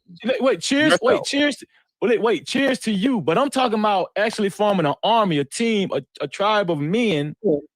If they see a parade of men coming down the street with dresses on, they're not gonna take us serious. They ain't. Who is they? The opposers, any opposers that we're like different thresholds that we're trying to break through. You know that men, whatever you're trying to say. Frizzy, have you ever studied history? Do you know that men historically fought wars in what we would call skirts? Yes, I do. But guess what? What I'm telling you is the most successful societies did not wear skirts.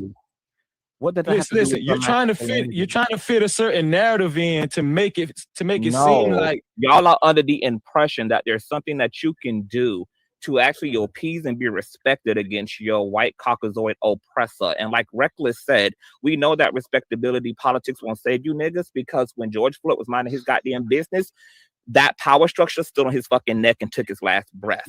We know that respectabilities won't save us. How do we keep getting away from what he asked us?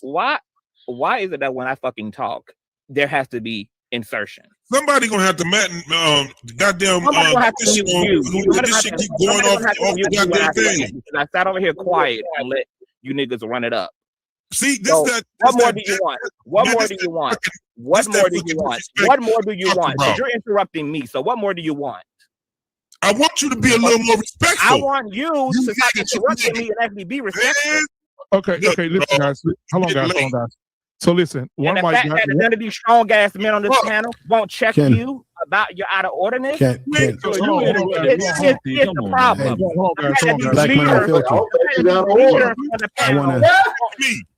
I don't say conscious out of I want to. I have a solution. What niggas do. Tell you something. Hey, everybody mute up. Hey, everybody mute up. So listen, guys. We're trying. Let's calm down a little bit. All right. I seen the coals getting hot, so I had to come throw the water on. Let's get the steam going. Shit.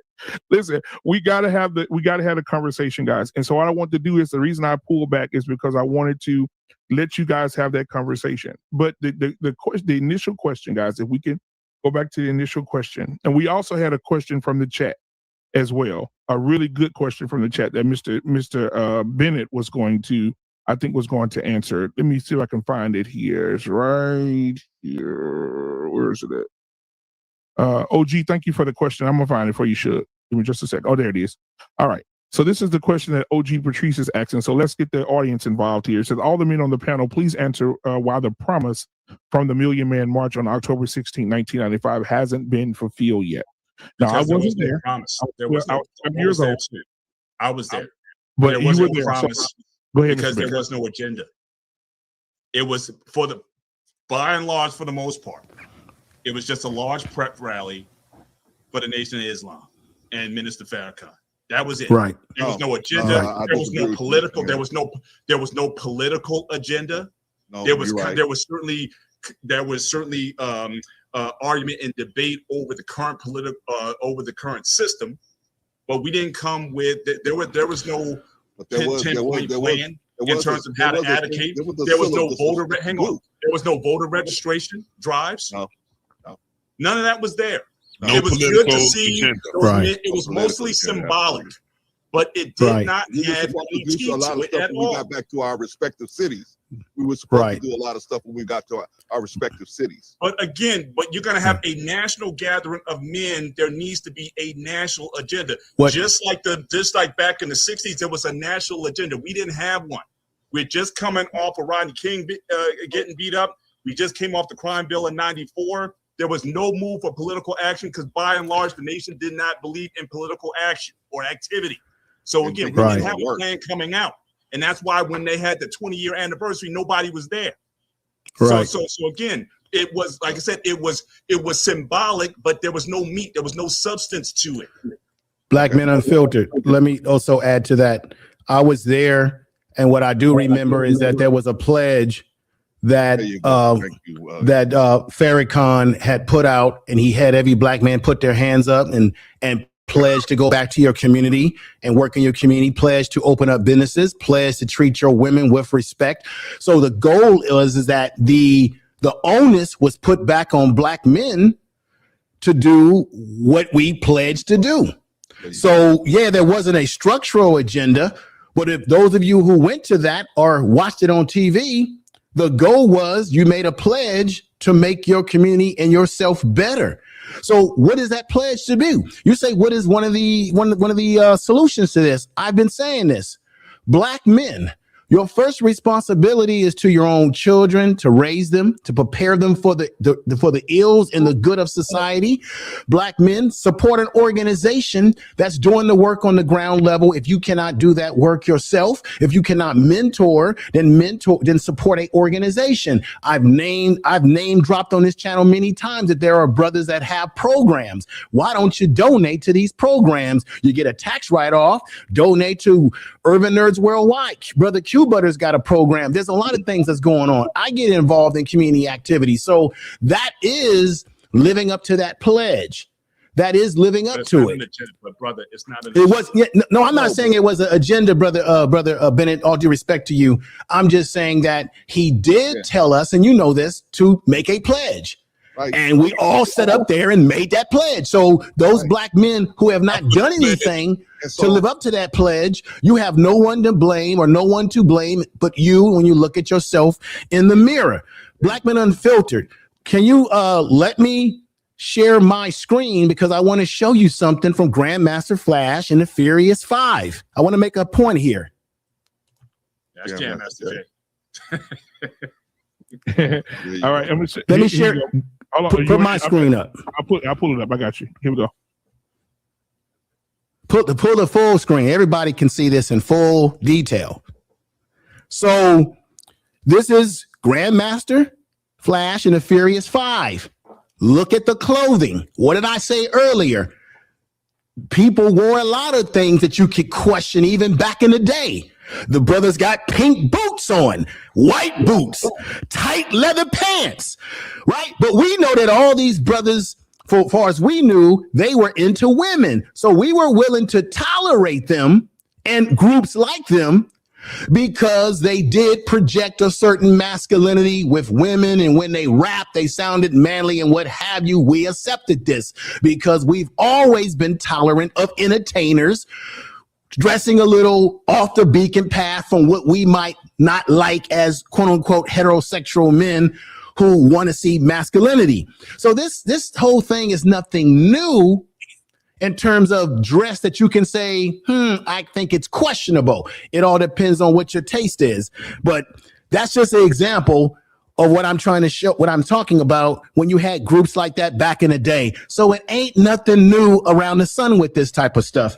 But I think where we're going wrong on this panel tonight is that we need to really keep it. There's been some back and forth, unfortunately, with personal kind of shots, but we really need to keep it on topic because this situation is more serious than we think. We're in a psychological battle. We're in even more of a psychological battle today than a physical battle. Psychologically, we're being hit with so many different images today. Right. I don't have a problem with people being who they want to be. Where I do, the problem is that we're being hit with so many different things, and we're still trying to figure out. Someone was saying, well, we should be more conscious. Yes, we need to be conscious, but our image plays a role in that consciousness. And I just don't think that even when you have Black men who wear the suits and stand upright, we have to realize that we're still in a battle in this society when it comes to who we are and how we define who we are. And we should not allow Hollywood or anyone else to define who we are. With all due respect, that's the problem with the LGBT community. Hold on, Black man. That's the I problem with the LGBT community, bro. I want you to get your point out. Hold on just a second, guys. I want everybody to get their thoughts out. I want everybody to get their thoughts out, but I want everybody to let the person that's speaking finish first. And then everybody can go in right behind him and respond. I'm respectfully, because you guys have been very patient with me tonight. So I respectfully land my plane and say thank you for your patience with hearing me tonight. Thank you. Absolutely. Okay. So go ahead, what I was going to say was, with all due respect, right? That's the problem I have with the LGBTQ community. As men, we need to be able to clearly define shit, right? As men, we need to be able to fuck Freezy. Let's talk about the young boys growing up and the young girls. We need to have clear definitions. We don't need to be. Everybody thought I was being funny when I asked Conscious, okay, is that a homosexual relationship? It could be whatever you want it to be. No, I don't want it to be whatever. No, listen, we need to be able to define shit. And as men, for this conversation, if we're not right, that's the whole purpose for this conversation. And so with the LGBTQ community, right, what I've noticed is they've opened doors to just being free to be whatever you want to call it, whatever you want to be. To me, it's all manipulation. Because if you can't clearly define something, I don't trust it. And I'm gonna just let somebody else go, but I just want to say that. I just want to ask, what is masculinity, so we can all discuss the point from the same position? Because otherwise, we just talking in circles about opinions, and it could be whatever. I mean, what's the point of talking about emasculation if masculinity can be anything we want it to be? Right. Well, let me take a stab at it. Before I say that, I want to go back into just what was said about the Mini Man March. It brought a lot of Black men together. No other leader could bring that many people together, and they did a lot of good, in my opinion.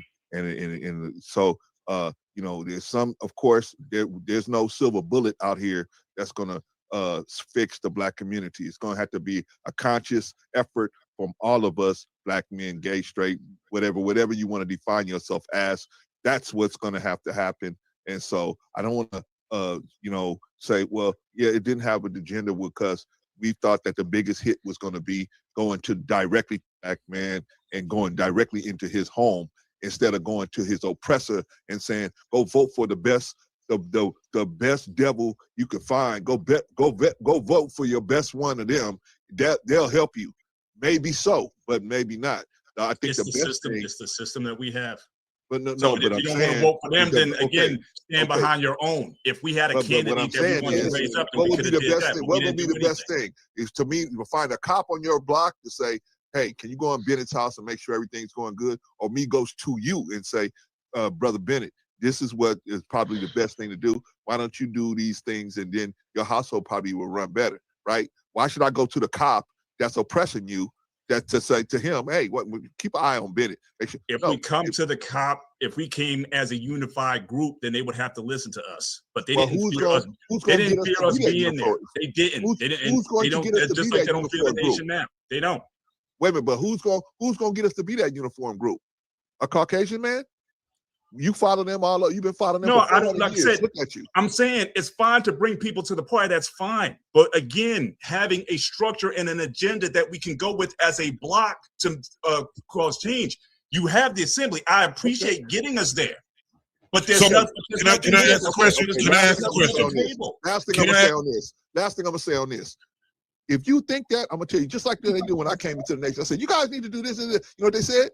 Why are you telling us? Get your ass up and do it. If you feel like that, going up and create. We were doing that. Look, we were doing that before we got there. We didn't just say what I'm saying is, Mr. Bennett, what I'm saying, Mr. Bennett, is, I'm not saying it's a bad idea, but what I'm saying is the focus was on one thing at that time. If you feel like that should be the focus today, there ain't nothing stopping you from going out and doing it. You an empty nester, right? Everybody's out the house. Go on and knock it out, right? So can I ask the question? Can I ask the question? I want to finish other points, JT.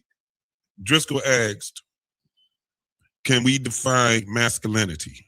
I was going to do that. Specifically because we got this thumbnail that everybody was going to do that. Talking about. So what's the issue with the thumbnail?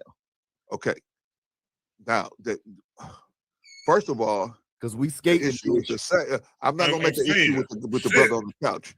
The issue, and my issue is with the sister in the front, with Rihanna in the front. So there's no issue with the ebony cover? Well, I don't have an issue with that because we as men, we can decide what we want to do. Is it masculinity? But what I see on the Vogue cover, that's more disturbing to me. Is the ebony cover masculinity though? Why? Masculine to you? The brother sitting on the couch or the brother carrying the baby? Which one is is less masculine? To me, the one on the right is less masculine. Why? Because if a situation comes up where a struggle should ensue, he's got to put down the baby. He's got to let go of his wife's hand. If he was the one in front, then he wouldn't have nothing in his hands. Wow, he can get right to work. But now he's got a baby in his hand. Well, at least that's what we was taught in the nation. So the person on the left, so the person on the left is masculine to you. That's all I'm asking. So the person on the left, that's the image of masculinity to you. Brother, comprehension in the Black community is really bad. I'm going to say it again so you can try to comprehend it this time. I said that one is less, not. I said less, right? That's an adjective. That means it's less than the one on the right. I mean, the one on the right is more unmasculine, in my opinion. I never said either one of them were pictures of my image of masculinity, but the one on the left is less of a problem for me. I think that the one on the left is easier for a man to say, hey, I like that look, or I don't like that they look. Both of them is feminine. He is terrified. Damn. This man is terrified. Then we got to stop being politically correct and shit. God damn. But we ain't. I'm being safety wise. I'm being safe. I know. Y'all trying to be inclusive. You're trying to be inclusive. God damn. I ain't never seen this much cap in my life, man. Shit. No Vaseline, baby. No Vaseline. You define masculinity. One brother on the side already said he want his woman scrubbing his floors. She should never look up, right? She should be like Florence of the Jefferson. Y'all some whatever y'all say, man. I was coming, right?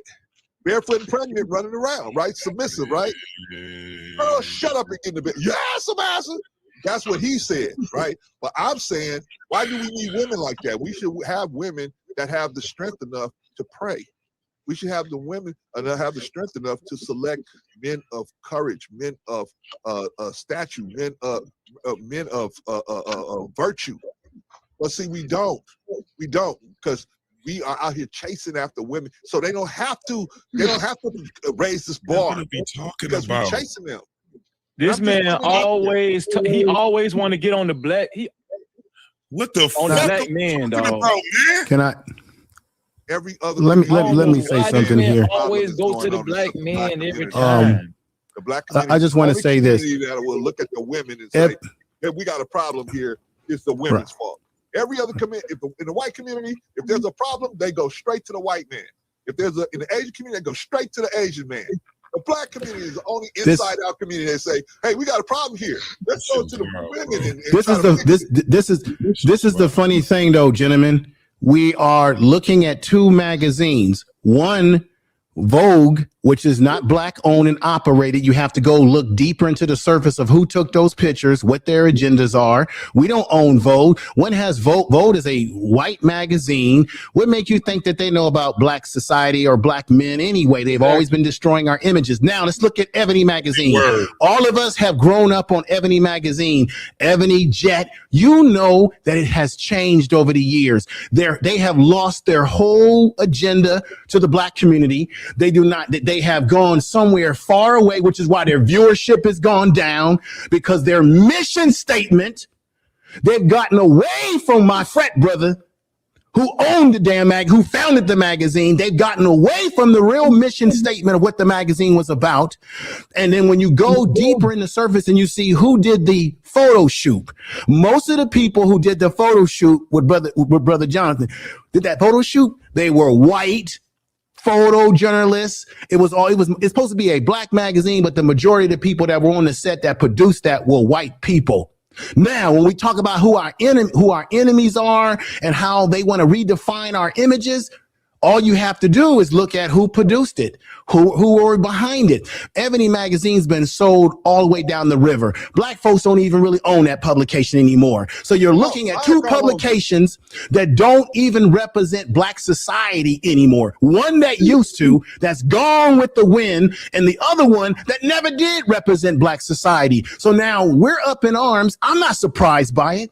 Why are we surprised by this? We have magazines using celebrities once again to define us. Didn't Malcolm X tell us a long time ago we should never allow entertainers to be our leaders, trumpet players, actors, and entertainers? Never. So what we have done in the black community in the 21st century is we keep getting our cues from what entertainers are doing, which is why I said that in the beginning of this show. That's our default right there. You can't expect these two magazines to present black men in a way those of us on this panel who are heterosexual want to see us. No, we don't have any black magazines anymore, and let alone do we have real black leadership, if we ever had it. So real quick, guys, Mr. Bennett, go. Then after, come on, we got to wake up and smell some damn coffee and some damn incense here. Okay, after Mr. Bennett goes, then we get Conscious TV, Reckless, then JT Hink, and then so on, and then Driscoll. Y'all go ahead. All right, a couple things. And I'm right with you, man, in terms of the portraying of the image. And I think part of this emasculation that we're talking about, a lot of it has to do with us having control over how we want to present ourselves. However that is, are we in control of the images to the extent that how we appease those who are not black? Go all the way back in the day when those French people saw that black nose on the Sphinx, they blew it off because they didn't want to see an image of a black man, or they couldn't imagine an image of a black man in that stance. I remember there was an interview with Little Richard, and why in part Little Richard was the way he was because that look helped to appease the audiences. Most of his audience was white. And the reason why he did the makeup and everything was to make him look less threatening to those white audiences. And so a lot of this has always been about the image. Go back a few years ago. Now a lot of us are offended by this image. Were we as offended at that as we were of the image of LeBron James and Gisele Bündchen, which I think they were also on I think it was a Vogue cover, and he was holding her like King Kong and Fay Ray. Again, the image of the black man has. I remember that in these roles that appease other people. Where, put it this way, if you had conscious black people in any of these situations where these images were shown, and if we had the final say over whether or not that would go to print, none of that stuff would have got there. So again, the level of emasculation in that we don't have control of our image. and we're letting other people define what a Black man is supposed to be or to look like. So I think that is definitely an issue. Now, to get back to Driscoll's question about what is masculinity, I look at it more so in terms of the forging of something, to take something that is raw and to forge it into something useful. That masculinity is to change the world that you're in. Driscoll, I know you're a Christian, a man of faith. Again, Genesis talked about, man, you're supposed to go and have dominion over the earth and to control it. And I think that's where a lot of masculine energy is, when you create something from nothing, when you take resources and forge them into something useful. The creative process, the engineering, the sciences, where you take to master the world, you must understand it. So I think a lot of what's masculine is taking the ability to build things. Now, what I find interesting is we're focusing on what the guy is wearing, but we're not necessarily looking at the body that he forged. We're focused on the clothes, but we see, the guy's about to come out in Creed 3 next week. Guy, a lot of these actors, they go from looking like skinny guys like the guy on the right, and he put on some weight, he got in the gym, he did what he needed to do to get to build up for that role. So masculinity is also that part of building, developing yourself physically, mentally, spiritually, all those things. That is also masculine. And he's clearly showing that, but it seems like it's being hampered by what he's wearing. So I think a lot of what's masculine is like, what do you focus on? So I agree. What you think is masculine, I think is it really unfortunately, a lot of it is in the eyes of the beholder. But the way I see it is, it's about, can you forge for a person, a 150-pound person, to get in the gym and dedicate themselves in discipline and diet and getting things right and taking the proper nutrition and making something out of themselves, making them a stronger version of themselves, not just physically, but the mental process that you go through. That is also masculine. So if the clothing and the way that the male presents himself is no longer what we're considering in the being effeminate or emasculation, what are you saying, that the thumbnail is completely irrelevant to the conversation? And when we take no issue with that in regards to this discussion? I think we put too much emphasis on it. I'm not saying it's not necessarily important, but again, we don't even admire the work that he put in, because you see all these actors, right? They don't come in just jacked. They always, get a rough line for a move. We don't even pay attention to the body that he formed. But we're interested, all that goes away, all the work and dedication and months of training and dieting and all that goes away. He puts on for a shoot, and then everybody says, okay, well, that just destroys everything that the guy ever did. No, I don't think so. So I'm not saying that your image not important, no, but I think we're putting too much emphasis on it. And it wasn't about really the idea is controlling the image that we have. Right. It wasn't really about what the guy did, though. I thought the conversation was about the agenda or why they're trying to portray us in that way, and not necessarily his actual life. Well, like I said, I can go back to what was more offensive with the LeBron James cover. That was more offensive than this. They wanted to make him look like King Kong as an ape. But doesn't they all fall into this is the thing? Doesn't it still make it where they all fall into? But this is the thing. It all falls into a false narrative of who we are. Just like when you look at rap, when you look at all these different things on how it is right now, there's a narrative that black men are either what? Gay, or they're thugs. This is a narrative that is hurting us. Now, the problem that I have is that we're not being 100 when we're having these conversations. When he asked about masculinity, all you have to do is give a definitive, just give the definition of what masculinity is. We keep pussyfooting around it. It's a simple definition. I got it right here. I got the definition right here. Hold on. We'll back up. Actually, I changed it. I got to get back to it. Actually, it says the qualities or attributes regards as characteristics of men or boys. That's what it is. And it's simple. And some of the characteristics can be strength, courage, independence, leadership, and assertiveness. Discipline. All of these different things. And that's why I was alluding to when I was talking about coming out of the gym. That's why that's why I specifically named some of the things that are masculine. Right. Right. But in our everyday lives, we don't struggle with this discussion. We'll see a little boy in the way that he's carrying himself, be like, yo, that man, he's soft. And we have these discussions all the time, and now all of a sudden nobody knows what we're talking about. It's amazing. It's crazy. Brothers, can I make a last statement because I got to get out of here, man. Appreciate all of y'all, man. Thank you for allowing me to come up and speak. Just to give a last word, the emasculation of the black man is it's ongoing, but I think until we as men finally admit that we are complicit, right? Nobody's doing this without our cooperation. We are cooperating with this based on a lot of our behaviors, right? Until we're willing to admit that and take a look at that, anybody with any type of silly little plan of emasculation or whatever they want to do, whatever you want to say, they're going to be able to get it off because we're so far apart from each other. We got so many things that we disagree on. That's what we're focusing on. We should focus on what we agree on, right? We may not agree on the same religion. We may not agree on the same orientation. We may not agree on the same street to live on, whatever. But we can agree on what we can agree on. We got a situation that is past critical that needs to be addressed.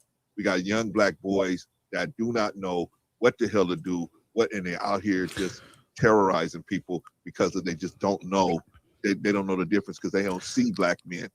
And I know because I worked out here in downtown LA and everywhere where they haven't, these young boys haven't seen a man in 6 months or so. I come to their house and they're so overwhelmed that there's actually a man in the house. They're looking at me like I'm Santa Claus or something.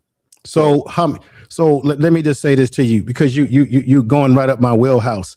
So the question again, that we need to mentor and be in the lives of young males, particularly those that are our sons, our nephews, because that's your first duty to your family first. Right. But I would challenge all of you on this panel tonight. Are you a member of 100 Black Men? Are you part of a church or religious group that does this type of work in the community, where you live? Are you a member of fraternity or some type of organization that does this type of work? Or are you giving donations, whatever little bit can count, to an organization that can do the work on the ground that you may not have the personal time to do? That is the question here, gentlemen. No, and no. Then what the hell are we talking about then? So if we're going to set up here and say that's not the only way. That's not the only way.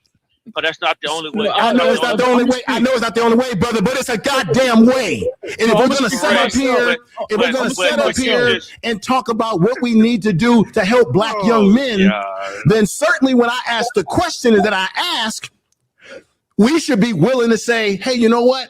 I need to be doing that tomorrow, or I need to be contributing. I'm just saying in general, it's about accountability. We always talk about accountability. I'm gonna speak for myself. I didn't say. Yes, I do. I do. Well, then why would you question what I just said, brother? See, when you said what you just said to me, that makes me think that you're suspect. Because why would any Black man question a Black man who asks a direct question like that that's about the benefit to a community when we're sitting up here talking about Black boys? If we're so damn concerned about Black boys, then we should be wanting to get involved with Black boys on any level that we can. That's what I'm about. Okay, so now to answer the question. Hold on 1 second. Hold on 1 second. That's why I asked the question. Hold on 1 second, bro. Hold on. No problem. You asked, hold on, bro. Okay, all right, I'm gonna hold on. You asked 3 direct questions. I was being truthful to the question that you asked. I wasn't saying it in a derogatory way. I was just saying no, I don't. And I wasn't saying that to be argumentative against you. It was me being honest to the question that you asked. Thank you, brothers. Hey, thank you, brother. But it also doesn't mean, although I don't do the 3 things that you discussed directly. Now, I wouldn't say that in the derogatory way. I'm being direct to what question that you asked. But I do other things as well too, though. But you are right. I wouldn't say you was wrong in any way at all. You just assumed that I was talking about you were wrong. Okay, I respectfully take what you said with respect. I'm just saying, man, we set up here and we talk about what's happening to young Black males or Black men. And the only way it's going to change is that we have to change the image. See, I'm not waiting on celebrities and entertainers and athletes. They're going to do what they do to make the money. He took that photo shoot because he's probably getting a nice paycheck for that photo shoot. See what I'm saying? Economics. So we can't depend on, we got to depend on determining our image for us. And the only way we do that is at the ground level. That's what I'm trying to say. And that's the only way. Other than that, we're just talking tonight. So Conscious TV, what are your thoughts on what you're hearing? And then we'll have, after Conscious, then we have Reckless, and then we go to Hink, because we hadn't heard from Hink in a minute either. All right, go ahead.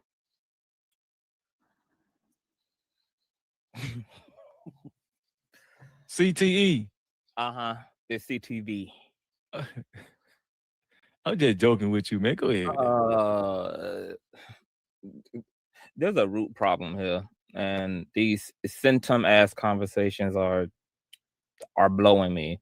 I find it interesting that when Information Man thought that the gay man brought up the celebrity conversation, he used his highest octave to berate the gay man about a conversation that his straight peers actually brought into the discussion. But then y'all went and had an entire dissertation and brought up flip shows and had whole dissertations about celebrity men and what was going on in the 70s and 80s and did all of that. And then when CTV was so quiet that he had to be asked by the host to input, one of y'all straight black male leaders jumped out and interrupted me, and there was no leadership personified by any of the leaders on the channel. Nobody corrected that man. Nobody brought correction to that man or anything. Because the root issue here is there is covert queer phobia present in this conversation, and it's loaded as hell. And straight cis black men actually believe there is a such thing as benign homophobia or benign queerphobia, and there isn't. The only reason y'all are even having a conversation about the every now and again questionable image of a man that pops up on Vogue or on TV is because y'all believe that image is connecting to men giving men fellatio and men being homosexual, because to Information Man's point, excuse me, because I'm trying not to go full on ghetto, because to Information Man's point, nobody cared to contest or buck up against the Earth, Winds, and Fires and Princes of the 70s and 80s and 90s, because those men were believed to have been straight. So it means now we can finally hopefully address the actual homophobia that nobody wants to admit they have, the queer phobia that nobody wants to admit that they have on the panel. Now that we know that what y'all are afraid of and what y'all are contesting against when y'all see new millennial black men, why y'all go there in the same flamboyant garbs that black men of the 70s and 80s and 60s and so forth were in, who may be perpetuating this ideal that black men not only want to look like this, but they want to do whatever y'all believe men who look like that also do. So this conversation can never go anywhere, because you have cis black hetero men who are convinced that they are not homophobic, that they are not queerphobic, and as long as that's something that cis hetero black men want to run away from and want to act like they're so all-inclusive and all black lives fucking matter, when we know that it doesn't, because if it did, y'all would not be tearing down and crucifying a black man who used his black body to illustrate fashion that was emulated from an anime character. That's where that whole aesthetic was even extrapolated from. It wasn't even extrapolated from the disco ball, twerking, splitting queer community. Doflamingo from One Piece. That's what that outfit is about. I ain't gonna lie, I don't know about the boots and the pants, but I like it. Man, Drill, they didn't declothe your black ass. Hey, listen, I like the jacket. What do you Who's this guy in this goddamn hat? I like the jacket. Who is he? I remember using some words that Black Man Unfiltered had a lecture his ass about. I don't know what that dude is, but he ain't here tonight. He ain't here tonight. I ain't said much of anything tonight. Right on. Hey, CT. I don't know how to pronounce it. CTV. CTV. Yeah, Conscious TV. So there's a question for Conscious TV. There's a question for you, man, in the chat. Thank you, Courtney, for your $4.99 super chat. Her question to you directly is, sorry if I missed it, but does CTV think not condoning homosexuality is homophobic? What you got to answer for CTV? Oh, I got a question now. No, you don't have a question because this is a question for him. No, I was thinking out loud. Oh, okay. So CTV does not condoning women in leadership positions not equate to sexism and misogyny? Does white people not wanting niggers to drink from their water fountain in their neighborhoods not equate to racism? What the hell does she think it means? So, like, what does she think the answer is? Because that's always the answer for us. But we don't dice that up when it comes to defining racism at all. And I just think it's interesting that queer people are oftentimes always asked to not ever classify anything as homophobic, but every single thing that the white race does unto the black race definitely gets lumped into racism, irregardless of what white people say on their behalf. What does she think? I think y'all call people homophobic as a cop out. What does she think it is? That's my Man, I mean, hey, brother. In this case, Freezy, he does have a point. TV is no, because he didn't even answer Courtney's question. He didn't even answer Courtney's question. Oh, I just answered it. I just asked you asked the whole. You asked 10 more questions. It wasn't asked to you, Frizzy. I'm speaking to Miss Courtney. Like, you just wrong. Man, this nigga in the office, you have to talk with him. Is that what you call disrespect Conscious TV? So I'll say Conscious TV. I got a question for you too. So as far as the image of the black man is what we're talking about. This is for you and Reckless. So as far as the image of the black man, it shouldn't be about, you're saying from your perspective, it shouldn't be about what the man wears or what he represents and what he wears. It should just be about the black man, period, no matter what. Can I ask you a question, Black Man Unfiltered? Yeah, absolutely. Go ahead. Am I a black man? Yes. So then to have this conversation is to denounce everything that I look like. To have this conversation about what black men don't look like is to deny and invalidate my lived experience and to invalidate my blackness, my maleness, and everything that I am, because I belong to this community as well. This very conversation centers around a total indictment and persecution against men who look like me, which was my earlier point, that you all don't represent me. If we're talking about an image. And my question is, where is the space, since black cis men want to control and gatekeep that space? But to Mr. Bennett's point, and thank you for being so honest, Mr. Bennett. Thank you for being so honest about the fact that if your peers were gatekeepers of this space, men like me would never have a freaking chance in that space. Men like me would never be considered. Men like me would never enter into the qualified spot.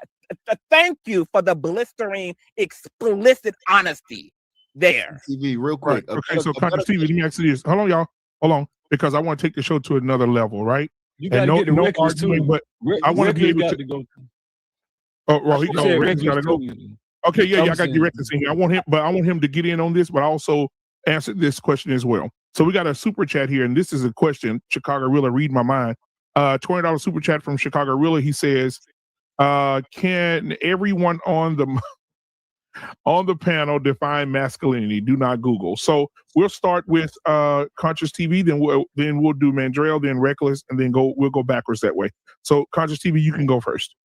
Me, masculinity, a nigga who pay his bills and pay yours too. Okay, Mandrell. It's kind of piggybacks off of Mr. Bennett, but it's what a little boy is forged into.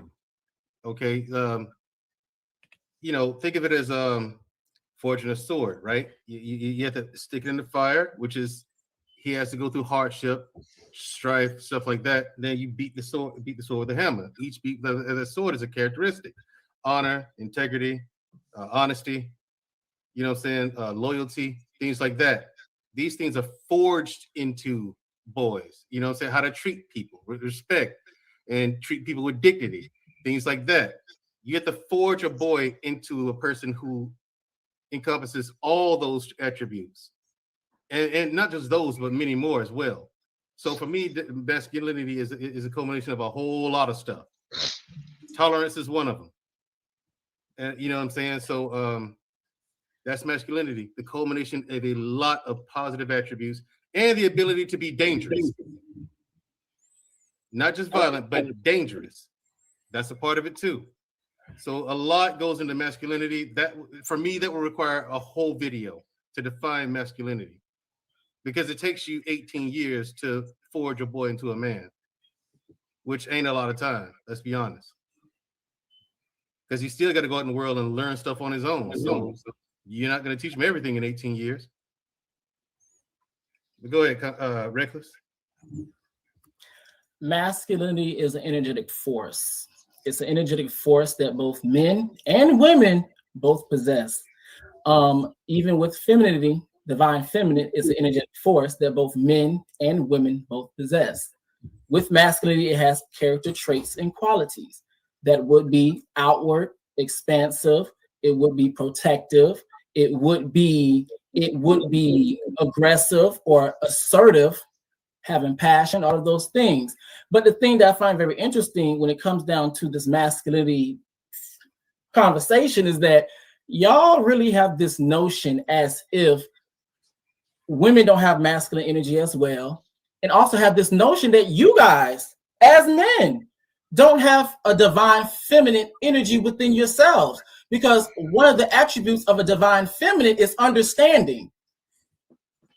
So how can you be so logical if you they definitely don't have that, Reckless? They definitely don't have that, man. And my plane right there. That's it. Come on, brothers. Now, ain't that being disrespectful? No, I just had to land my plane. This is one of the coldest. This is one of the coldest group. This is one of the coldest rooms I've ever been in my life. Chilling. One of the coldest. I mean, it feels like I'm in it feels like I'm in a penitentiary hall. Right. And I also think it's very interesting too. Who's next? I also think it's very interesting too.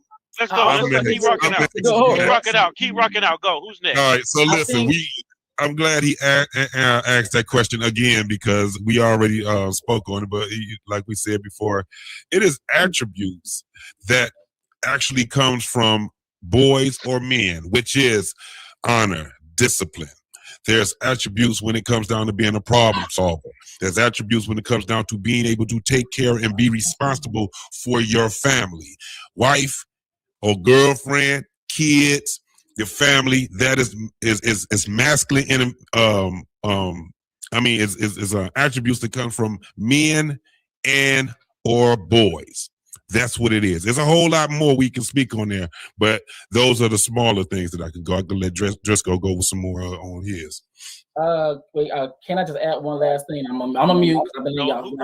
Who's next? But I want to say this, and then I'm gonna mute. Who's next? I also think it's very interesting how a part of the masculine energy is responsibility, and then once we actually start to talk about responsibility, because remember, leaders, all of a sudden y'all want to push blame on the women, the followers of Who's said next? tribe. Who's next in order? And I'll land my plane right there. There we go. Man, I love that. Just go find Jesus already. Look here, brothers. Because y'all black men. Go Driscoll. Go ahead, Driscoll. Go Driscoll. Rock out, Driscoll. Rock out, Driscoll. Rock out. Hold on, John the Baptist. I'm up. Hold on, John. John, stand down. You up? They are, man. They just live a different lifestyle. I don't give a shit the lifestyle y'all live. Y'all can live it if you want to. I'm not gonna knock you for it. That's your choice. You got to answer for it when your day comes. I'm gonna leave it at that. Look, man, when it comes to the question, I had already answered it earlier. So unfortunately, I did Google to be politically correct. So I'm not even gonna act like I didn't. So it was obviously the societal standards and expectations of a man. And I thought that was the whole point of the conversation in alignment with the thumbnail. So that's why I'm glad Rilla asked that, because I find it problematic. Like when CTV said, am I not a man? Well, then I should be represented as well, when the better question should have been, are you a masculine man? And I would love to hear your answer to that when your turn comes. Okay, so I'm next, right? So, Karis, what is masculine? Brutal, destruction, order, but all that under control. Decisive assertiveness, all that under control. So what makes a man masculine is that he has the ability to cause order and create things, but he also has the ability to be destructive and brutal when somebody tries to destroy the things that he's building. But he has the power to knowledge, understand that he keeps those things in check by having logical, rational decision-making skills. That's what makes a man masculine.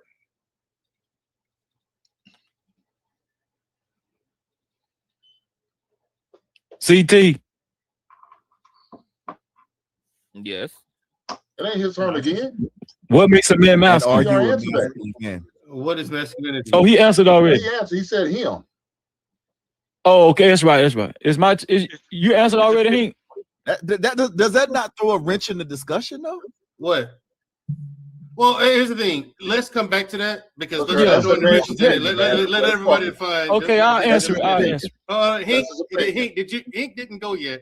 I didn't get to go yet. Yeah, okay, go ahead. Definition of it. Hank, you go, then Freezy. You go, then Mr. Bennett.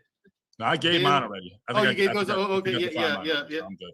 Yeah, and I told you like. So, what masculine is to me, man, is a individual, a man who's willing to not only take care of himself, but his kids and his wife, as well as his neighborhood. So y'all talk about leaders. My job as a leader, that's me. I'm the leader of my home. I'm the leader of my neighborhood. Now, we don't need one individual leader to lead us all to one place like we used to have. That was our problem. When you have one leader, they're able to pinpoint him and take him out. If you have multiple leaders, we got a better chance. So like what Freezy was talking about, a tribe, we need a tribal leader. So every man on here who has a family and they take care of need to be leaders in their family.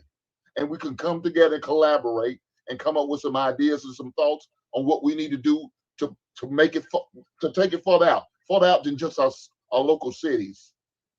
Take it out to our states and other states, maybe even other countries. So that's what masculinity means to me. Listen, it's simple. I'm gonna tell you something. This panel, right? What I've been a part of this evening has shown me what masculinity is. Masculinity is being able to participate in a panel full of men or a conversation full of men and not claim victimhood. Men don't do that. We talk amongst each other and we ain't gonna claim. Listen, I was talking, CTV interrupted me, then JT interrupted CTV. We're not gonna protect you like you're a woman. It's a panel full of men up here. Go there. And wait. And that's how men operate. Shut the hell up, Frizzy. See, you don't like my answer. No, because your answer is bullshit and hypocritical because you didn't clock the literal bias in the fucking room. When these other straight men got to speak in, certain niggas who couldn't zip their lips. But we all men. Oh, when my man, all thing you do is ask him to give you Jesus, because I didn't have no problem cussing JT the fuck out, but the host wanted both of us to simmer down. That's the way of dealing with it. I can hold my own against JT, but I wasn't allowed to swing and bang on JT, and JT wasn't corrected, but yet we were supposed to be here to have orderly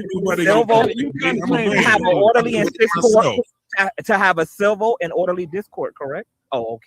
All right. Oh, let me finish my answer. Yeah, go ahead. That's the freezer. Go ahead and you finish.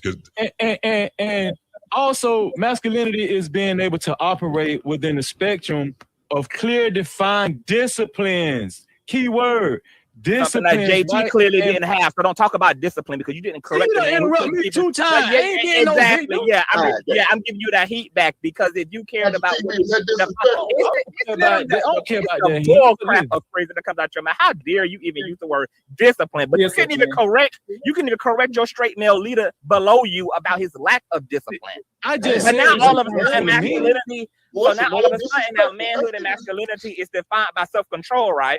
Oh, okay. Okay, but you just interrupted me.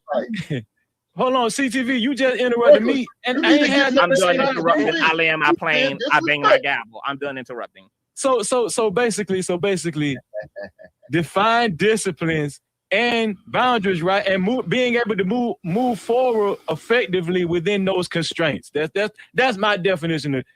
That's my definition. Great definition, Freezy. Thank you, man. God damn. I got you. It's on you, info, right, man. Mr. Bennett, hold on. Mr. Bennett gave his definition. Information, man. Go ahead. No, I think masculinity is more about principles and character. Not just outward strength, but your inner spiritual strength, your ability to balance that with taking care of a family, being a man of your word, sticking to what you believe, and standing on your square as a man. I also think it's about how you control your emotions under certain situations, how far you take those emotions and how you can keep them in check, your ability to look at the world logically, but also look at the world for what it is and not what you want to make it be.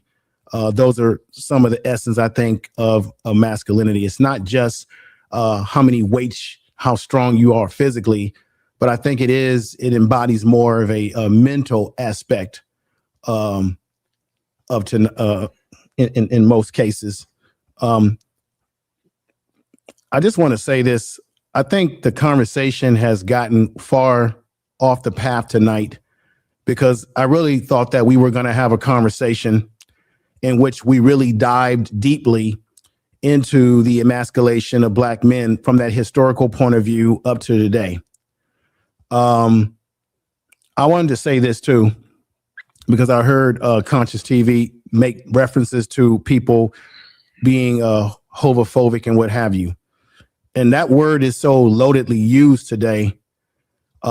We have to define what is the term? What does it mean? Is it about fear, that you have fear of something?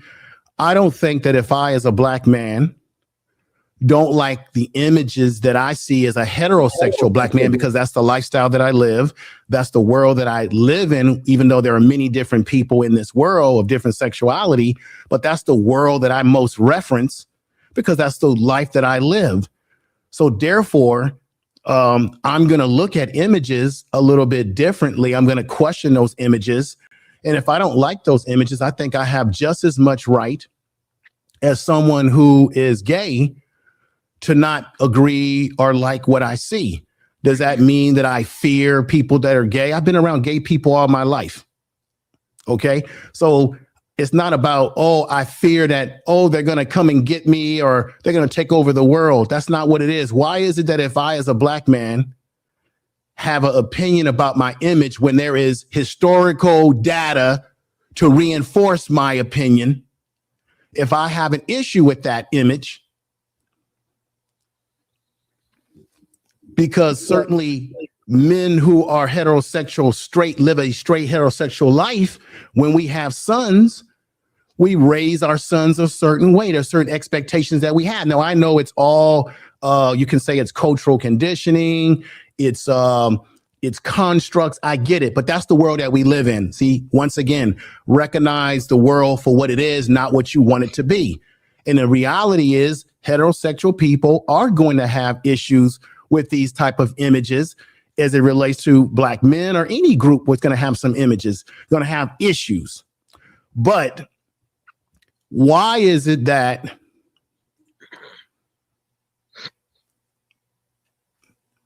I have to be labeled as something as, well, I'm homophobic, so therefore I fear gay people. Last time I checked, I don't go out bashing gay people. I don't go out abusing them, going into their communities, harming them and doing harm to them. I don't get up on my bully pulpit and try to demean them.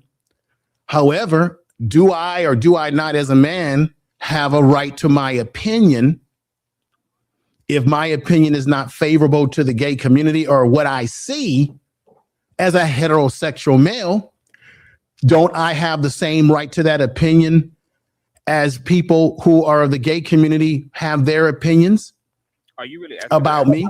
Well, I'm asking that question because what I felt tonight happened is that I felt like the conversation tonight got derailed and got pushed into another agenda, which was not really what we were trying to get at as Black men on this panel. I thought we were really going to do a deep dive into some legitimate issues, which don't even have anything to do whether you're straight or gay, because it is a fact that Black men's images and Black men in general have been under attack. See, before they cared about what our sexuality is, they were more concerned about us as Black men and calling us boys, demeaning us, destroying us in any kind of way they can. Yeah, we know because we Black too. Like, right. So therefore, before you're gay before I'm heterosexual, before we're conditioned to whatever we believe, we're Black first. I think you got here late information, man, and this might have been a problem about your late arrival because your peers took the conversation there. When me and Reckless was asked about emasculation, we spoke about emasculation. It was Frizzy who is obsessed with whether a trans woman and a biological woman is a lesbian relationship or not, okay? It's Frizzy who is concerned about the children and the impact of same-gender loving feminine images on children. See, you got in here and then assumed that the gay men were incompetent and couldn't really hang with this conversation without leading from our sexuality. And then you mistakenly misread the room when your peers were the one who hijacked the algorithm of this dialogue. And that's not true. Well, I would say that I did not. I want to correct something right now. I did not come on this panel assuming because you were on this panel that you intellectually could not hang. First of all, I have a lot of respect for you, Conscious TV. I've followed your channel. You make very good points on your channel. You're very logical in the way you see things. You look at things very balanced. I get that. So I didn't come on here to personally be disrespectful to you in any kind of way. And if I did, I apologize because I know you, and I know you from the YouTube streets. So it wasn't my goal to do so. If I did, I apologize if I did that. But my biggest concern is that I felt like this is just how I felt. And yeah, maybe I did come in late, but I just felt like it was being it was going in a direction that was creating these back and forth arguments that I thought that I was hoping that we weren't going to go that it wasn't going to come. It was going to come into a combustible situation. I was hoping that we could have enough of the apology to her. I get it. Enough of the apology to her. Sir. No. I'm having a conversation. I don't need you. Wait a minute. First of all, let me let you know something right now, brother, because I'm the wrong one on these YouTube streets for you to come at like that. I'm talking to this man in a respectful way, trying to have an understanding. We should be able to talk to each other as Black men with respect, even when we had some disagreement earlier in the show, because that's part of being a man, being able to say, okay, I was wrong, I was right here, and we able to come to some understanding. That's part of manhood. I don't need you coming in. I don't need you coming in on the side, dropping your nickel and dime information. I don't need you coming in. Brother, I'm going to talk and I'm going to out-talk you. You don't know who the hell I am. You're going to shut your damn mouth up right now. Now I was having a respectful conversation, trying to get to a resolution here, and you come in with that apology crap. Don't come at me like that, man. You don't know me. You don't want to know me. Don't talk to me like that. Don't disrespect me in any kind of way. So I'm going to tell you again, when a grown ass man is talking, shut the hell up. I was having a respectful conversation. I was listening to what he was saying, and as I said, I know Conscious TV from the YouTube streets, so that's why I had enough dignity to be able to say, okay, I apologize if I was wrong here. That is part of being a man, when you're able to apologize for certain things you might have been off about, and then you move forward. That's being a man. See, but you didn't know that because you're sitting up there in the goddamn cheap seats talking when grown men are talking, and you should shut your goddamn mouth. Don't play with me. You don't know me. You don't know about me, and I don't play that. I'm battle tested on these YouTube streets, so don't even come at me like that. All right, John the Baptist, shut up. Don't say nothing else to me tonight. I'm not the one to play with, dude. You don't know me. You don't know me. So don't come at me like that. Now, back to the program. Back to the program. I'm gonna tell you again. Don't say anything else.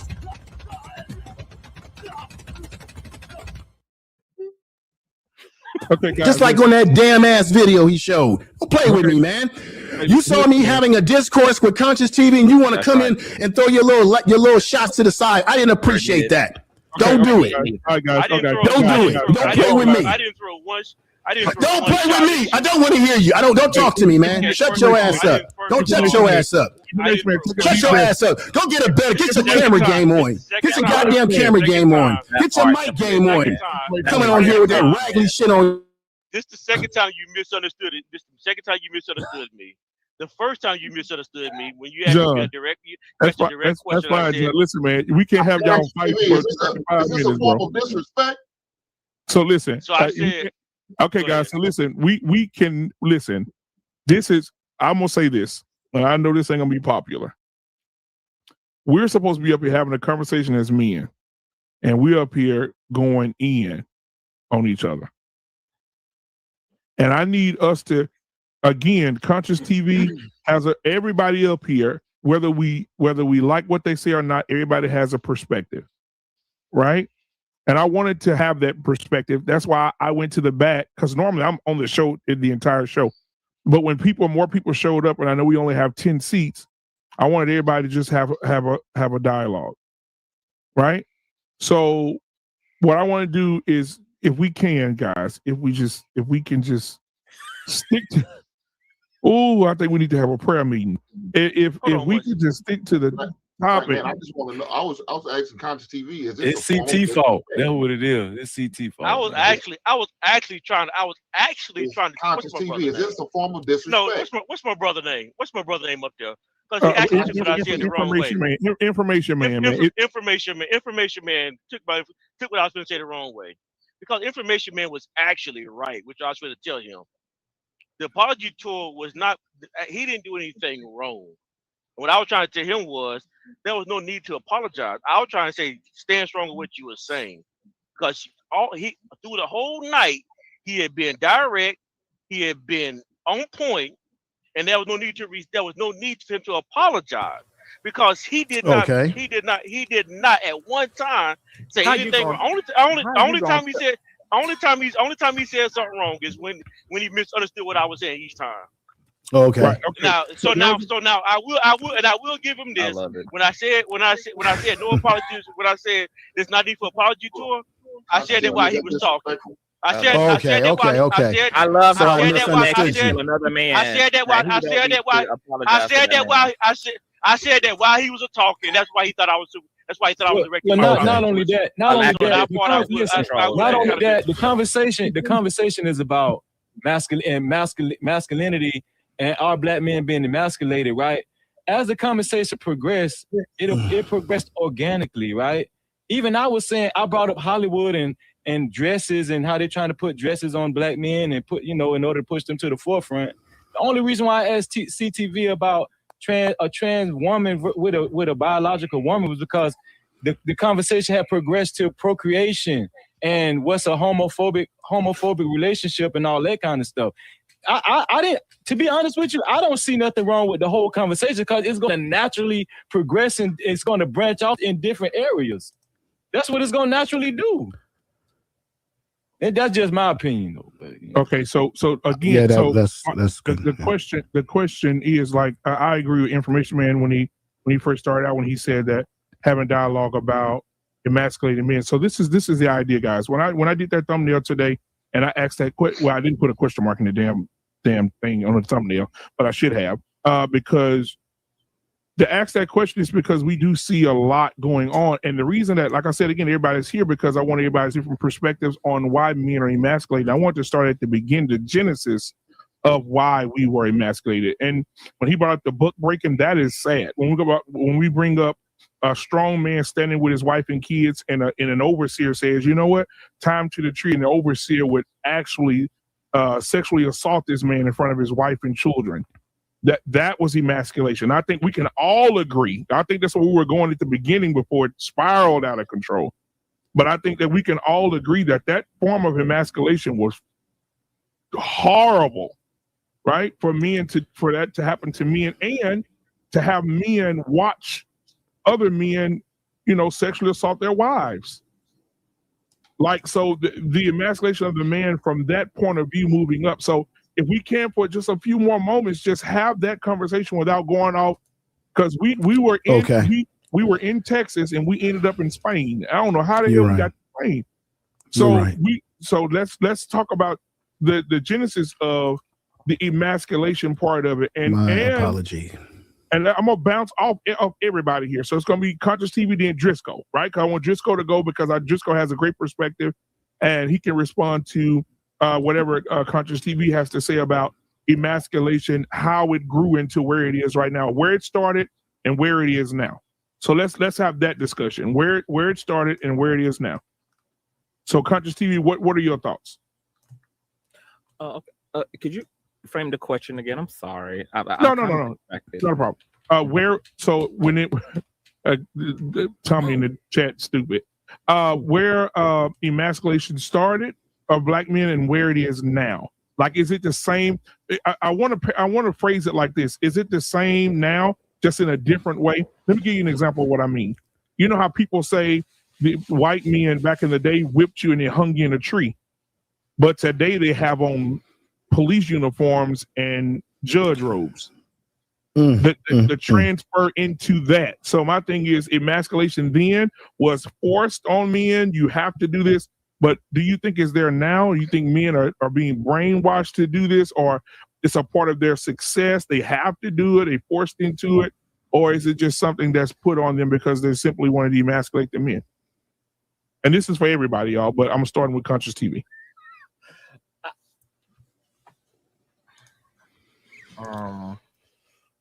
The history of it, right? Like where it is. This has nothing to do with sexuality at all.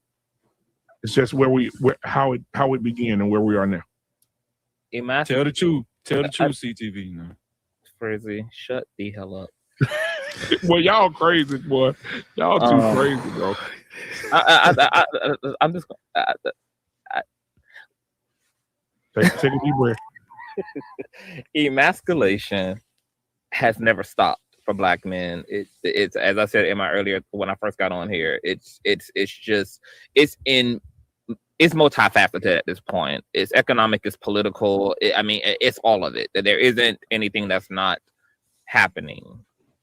The issue is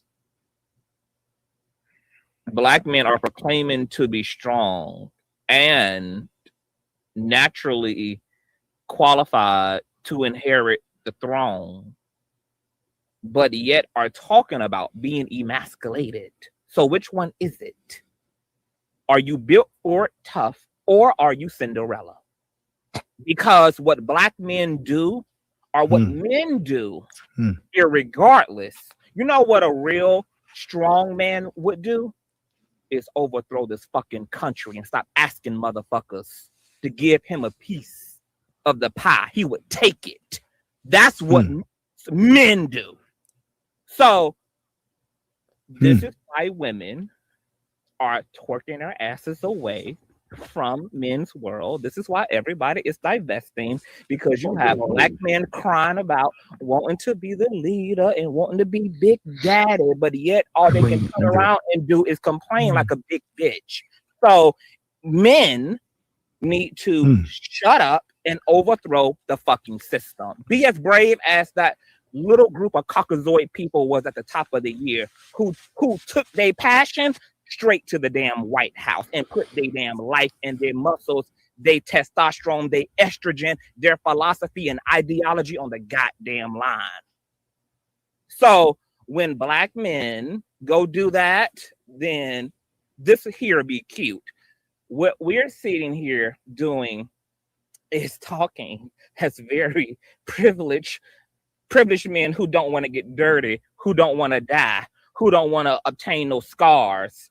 We want to yip and yap about black women being the problem and gay people to be the problem. And if the white man is the problem, turn America into a third world country then. I'll respect niggas then. Until then, I have nothing to say. All right. Thank you for your perspective. Driscoll? This is probably going to be my last point I'm making on the topic, for the respect of what you're trying to do, because I think I was a little confused by the thumbnail. I thought that was the point of the conversation. Yeah, it was. Yeah. Okay. So I'm kind of with Information Man's point about the whole turning this into a homophobia thing. I can't speak for everybody else. I don't hate anybody in the LGBT community. I've been to pride parades with my children. I've shown love and held signs apologizing for some of the hate that the Christian community has perpetrated to the community. So that can't absolve me from truth, though. And I think that's the issue that we're having here. I don't see how to have this conversation without acknowledging that agenda is a large portion of the feminization of the black man. And with that said, like when we talked about breaking the buck, we'll talk about that, but we're not talking about the buck breaking of our children that's leading to homosexuality. There's been studies, there's been a large majority of people choosing that lifestyle were sexually assaulted as a child. And we want to act like that doesn't happen or place some kind of point in what is happening here. So as a male, we still have to be protective of our society. We know that single mother homes are 5 times more likely for that to happen to a child. So I don't see how we can absolve that entire topic from this discussion and just try to act like it doesn't play. I don't get that. Okay, so Driscoll, do me a favor. So just like Conscious TV in your perspective as well. So that door, open that door for us real quick then. Right? So if there's a there's something you want to talk about, you know, man, come on now, we cool for a long time. You could speak what it is that you're saying that you feel is not being addressed. So those things can be addressed, because Reckless ain't running, Conscious ain't running, Hink ain't, nobody's here running from the conversation, right? We're going to have a respectful conversation. I think it gets disrespectful. I think if it's name calling us, we screaming and cussing at each other, I mean, that's crazy. But I'm saying, I think nobody's going to run from the conversations, basically what I'm saying. Well, yeah, I'm not even saying I was trying to run. I was just trying to respect. No, not you. I'm not saying you. I'm saying I want you to open up what you are about to say. I want you to say it. I think that there is a danger in us trying to normalize a lifestyle that is literally rooted in trauma.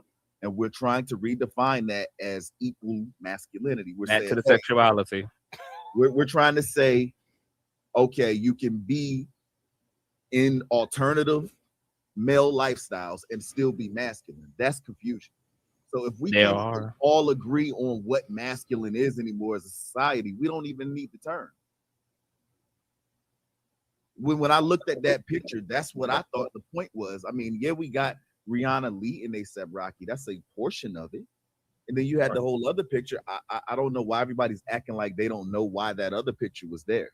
So that's what I'm saying. It's like there's more to this than what we're trying to talk about. And I don't think that has to make us hateful. I think that's saying, okay, we can understand that this exists, but should we allow it to be a growing norm that we're allowing our children to think, hey, if you go that way, it's not an issue. It is an issue. It is an issue. And it does not progress society. Eventually, there's no kids to adopt if everybody chooses that lifestyle. So if we know scientifically, man and woman fits like a puzzle piece and create life, then why are we scared of the reality that that is by design how we were intended to be? And though we understand that there are people who choose other, we love them, we don't hate them, we still can acknowledge that's not by design. The same way we do with relationship issues when it comes to men and women. And we get on these panels and talk all day about that. But this topic, we want to act like there was no design. Right. So when it comes to that on the panel,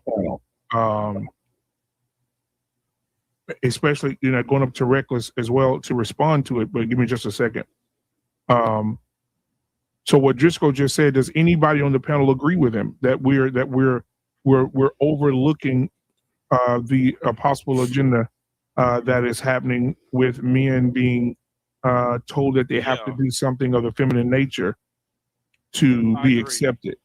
And lastly, if I can make one short point, it does also put children in danger, because now you open the door for the things that are causing this lifestyle, the unspoken part that we don't talk about, to now happen to children, and they not feel any issue with it.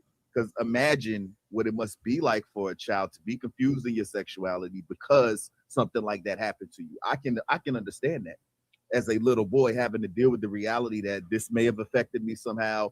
I may have liked it by accident, and I can't talk to anybody about that. This is something we should be dealing with in society. We should make sure we're getting our children the proper therapy and not trying to normalize it and act like they were born that way. And just to levy back off of what Driscoll said, if you study this, if you fact check this, right, the highest amount of self deletions are with the demographic of people that actually go through transitional whatever they do, surgery, right? 7 to 10 years after the transition, that's the highest number of self deletions in that demographic right there. Why are they deleting themselves? Because they realized they made a mistake and they was ill advised and they weren't guided right, and they were led to that decision. No, that's not. They were led to that decision by propagation. I'm sorry, Black Man.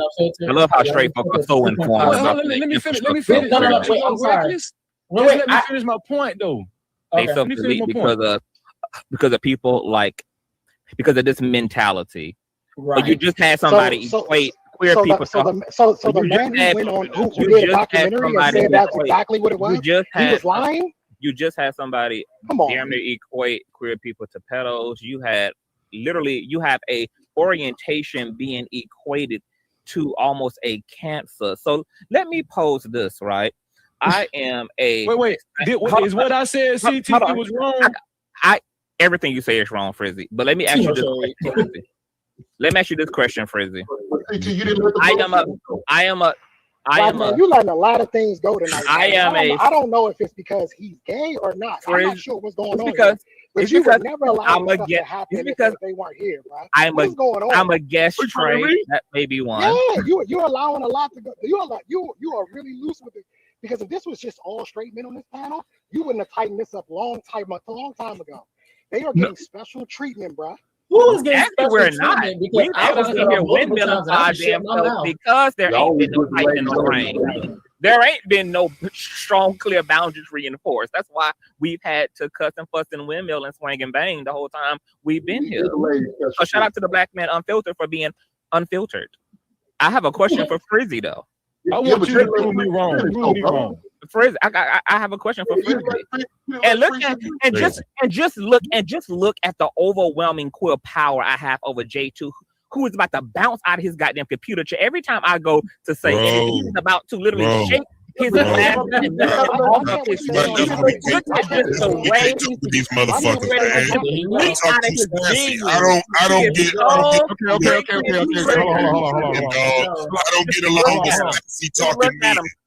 Hold on, guys.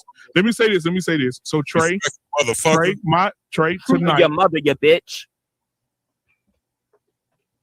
So I want to go and fuck her mammy, and fuck her mammy too. I want to go a different direction. So what I wanted to do, Trey, is have I went to the back, right? I said I'm gonna have 10 people, 12 people, right? Came in, I went to the back, and I just let everybody float like I normally do, bro.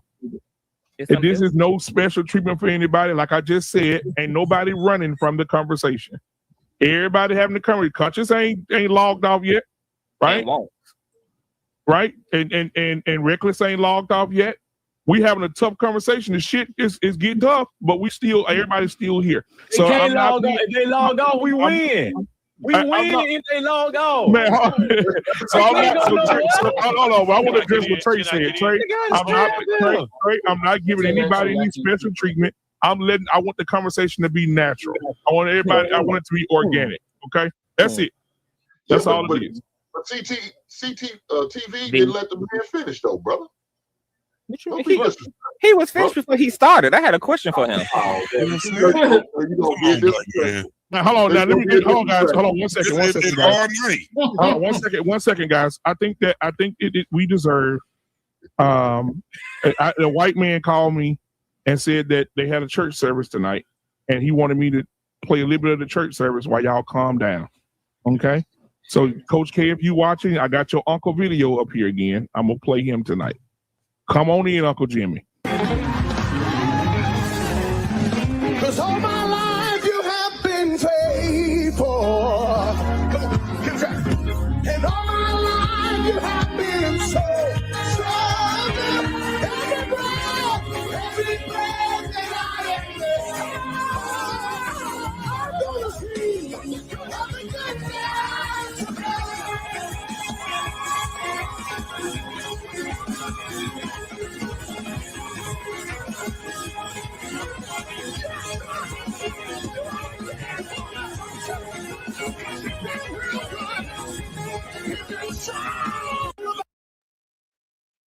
Get out of here!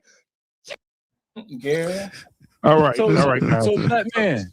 So okay. So I'm on. Listen, I was letting everybody have a free conversation, but I do want to moderate the conversation now because I want everybody to have a word, everybody to respect the person who's speaking, and we allow them to speak and finish what they're going to say. Right? This is a clean slate for everybody. Commercial. We didn't went to church, and now we out of church. We're gonna have a clean slate here with everybody. Everybody's gonna be able to speak uninterrupted, and then everybody will be able to respond to the person who is speaking. Driscoll had a great perspective. Freezy, finish yours, and then whoever else wants to go next, so on and so forth. Go ahead. Okay, there's a therapist by the name of Dr. Thomas, right? White woman. She teaches for a university. She came out with this stat that she revealed it that these kids that are being led to go through these transformation surgeries and whatnot, and after it's completed, this is a real stat. 7 to 10 years after it's completed, a lot of them realize they feel like they went the wrong way. They don't actually want to be what they signed up to be, but it's irreversible because you done snipped and cut everything off, whatever that was required for you to actually be who you used to be. It's irreversible. So now they go into a deep depression. And in that demographic, that's the largest demographic of self-deletions. Now I do want CTV to speak to that. If I'm wrong, just tell me I'm wrong. Sure. I mean, just prove me wrong. I'm gonna do just that. So you're talking about trans folk, and that's the fear mongering. Is y'all take the fuck, man? Let him finish. Let him finish. Go ahead. And then JT, you can respond after Freezy. You're already on the bottom. Do you want to remain there, JT? Damn, come on, disrespect. Hold on, slick ass and keep say what the fuck you gotta say. I was trying to get it. Damn. You jumped in. Come on, guys. Hey, that's Country TV and JT. We just Black Man Unfiltered. Do you see the lack of self-control that Freezy defined? That Freezy defined as a part of his masculinity and manhood. So is it fair to classify JT as not being a man? We got these goddamn things on here thinking they can just he does not possess the qualities of a man. Can we say now? What the fuck you talking about? Define him as a woman of the night. Can we do that? Can we define him as a lady? I'm gonna let JT cook. I'm gonna let JT cook because he got the water boiling for the roof. but I want Freezy to finish first, and then we'll get JT to respond. And then we'll get Trey. Actually, CTV was going to respond to what I said. Okay. Go, CTV, go ahead and respond to what I said. Then JT, you can come in after that. Before JT. Yeah. So Freezy. Yeah. Y'all love to fearmonger the living hell out of these conversations like a motherfucker, because if you actually did just a tad bit more research instead of having consumer bias when you like look through information, you would know that the pocket of trans people you're talking about who regret their gender reassignment surgery are literally a minority amongst transgender women and men who have reassignment surgery. And guess what, Frizzy? Regret is a part of life. I'm sure most of you niggas who wear hats and lost y'all hairlines regret that too. But hey, life is filled with regrets. Life is filled with bad hookups. It's filled with children you don't want. It's filled but CTV. Wait a minute. It's filled. Life is a part of regrets. Life is a part of regrets, baby, and nobody is going to escape their fair share of regret and shit. That goes for trans women, trans men, same gender loving women and men, for cis men, for heterosexual people. Regrets are a part of life, and it's one hell of a regret to have, but regrets. I'm sure some people who lost their lives to battle regret going to damn battle. I'm sure some police officers who got popped the cap in their ass regret ever being a police officer. You know, there's just going to be that. So having that conversation is not going to infringe or inspire trans people who feel sure of themselves right now and who don't even get to have that surgery until they are 18 years of age from having that surgery. Okay, and none of you give a fuck about trans people. So why are we talking about trans people's genitalia and transformation? And when do you what pot do you throw anything in as it relates to allyship for trans men and trans women? Like, please miss me with the conversation. But I have a question for you. That's what I really wanted to get to, Frizzy. But I do want to say that you assume that I biasly researched that information, and I didn't. I just wanted to say that. You did, because you would have known what I just told you if you actually did. No, because actually you didn't. There's a whole article and statistics on trans people who regret their gender reassignment surgery relative to their trans peers who don't. Yes, so I don't know how you called yourself researching it and you missed all of that. No, but you missed it. I spoke to the fact that the demographic, they represent the largest amount of people that actually commit self-deletions. That's a fact. Yeah. You just took what I said and did like no. No. That's what you did. Because even what you're saying is untrue for the context in which you're saying it. You are assigning regret about getting a cootie cat rather than keeping a penis as the reason why trans people are self-deleting. Trans people are deleting themselves at the same hyper rates that same gender loving Black men and women are deleting themselves, and it's because of the fight through society, like what we have to do here. No, it's not. They deleting themselves because they cut their dick off. And if you look and realize they want it back. My nigga, I'm a part of Pals. Hold on. I'm a part of Pals. I'm a part of gay circles and organizations that deal with healing queer people. And have you ever entered into those circles and actually spoken to actual?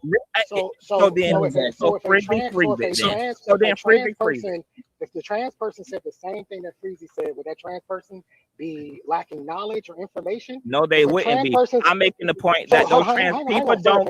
So if a trans person said the same exact thing that Freezy said, would they be incorrect or correct? No. It's the intellectual dishonesty here, okay? What Frizzy attempted to do, like, hold on. Just answer the question. Give you a simple answer. Why can't you answer the question? What Frizzy attempted to do is use those minority people to represent the plight of the majority for trans. I just asked the question. If a trans gave that same fact, I just said it. Those people are if those people get to feel how they want to feel. That does not get to be projected onto the entirety of the trans community.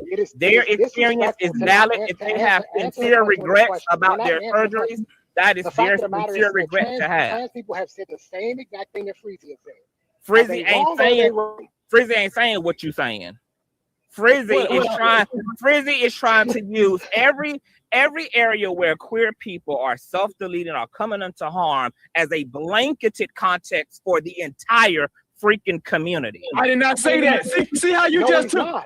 Hold on. Wait. That's what anybody hear me say that? That's what Frizzy is doing. See what you just did. No. I don't like that. I don't like that. You just misrepresented what I said.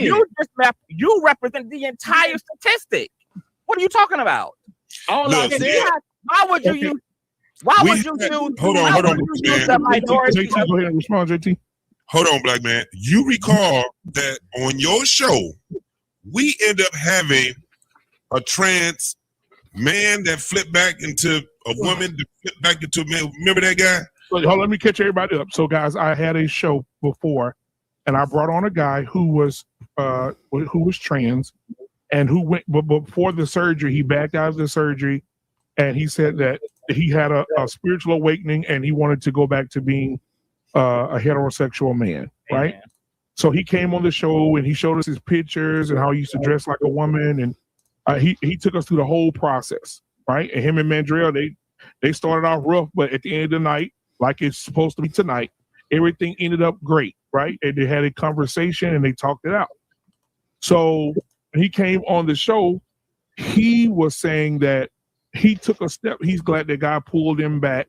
He took a step and he had an opportunity to look back at what he was doing, and he knew, and he said that he knew that it was wrong, and he's upset that they're trying to lower the age for kids to get this surgery, right? They're trying to, in certain states, they're trying to lower the age to 12, 13 years old, or parental consent for the kids to get the surgery. And he was upset about that. He said that he feels like it's an agenda to manipulate men and to take over children. And so that's what JT is alluding to when he came on and said that. But he also stated what Freezy was saying also, but he went more in detail on the deletion, the self-deletion stats. He went way more in detail about it. And what Freezy was saying, that there is not a lie. That can't be factual. Unless you can say that we have to throw all the facts away, all the stats away. That's crazy. I wasn't grouping all homosexual people in what I was saying, or trans people in what I was saying. It's a selective hearing for me. Who said that? Who said that? But it still goes to the point of this. What we're talking about now, we are still supposed to be getting on the same page of emasculation, right? Whether you're gay or whatever. It will be nice. We have to understand that, going back to what we were talking about before, when you look at these images, it's not the fact that it's in Hollywood or that is the biggest stage. We have to look at the younger folks. The older people, first and foremost, I don't give a damn what gay people do, trans do, whatever. But you got to say that when we start talking about this whole thing called emasculinity or masculinity and femininity, there's two of them. One is being held by men and the other is being held by women. How the hell is that not? How is that not simple? How is that not a simple thing? JT, I really want to start over with you. I apologize for however our energy got off into the crazy thing, because I would like us to have an exchange. I would like that. Yeah, apologize to me. Fuck you, Freezy. So no Vaseline, Freezy. No goddamn. Hold on. Let's let JT respond to the apology. JT. No, I accept the apology. No problem. Okay, we have a conversation, man. This podcast, so it's all good. It's all good. Now, I just want to ask JT, because, and this is no indictment to you. It's maybe an indictment to Frizzy, because you the one who introduced us, Frizzy. We came on, me and Reckless came on this panel to talk about that. We spoke about emasculation without a sexuality context, without none of that. Now, what I guess what I want to ask to you and JT and the rest of the men on the panel is, I'm a same gender loving man.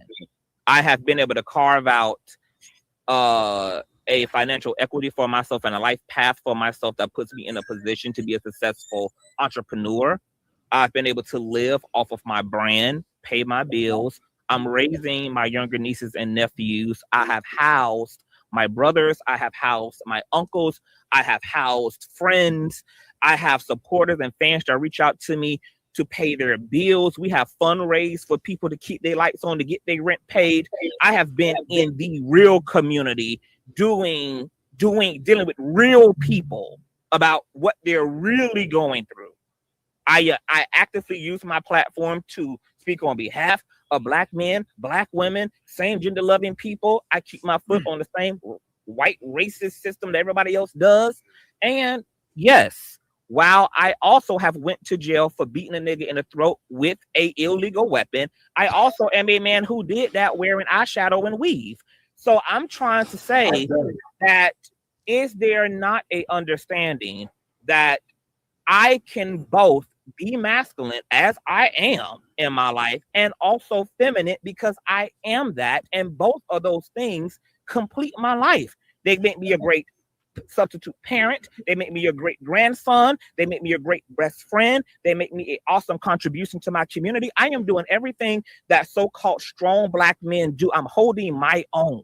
I've made it for myself without the help of anybody. I did it on my own.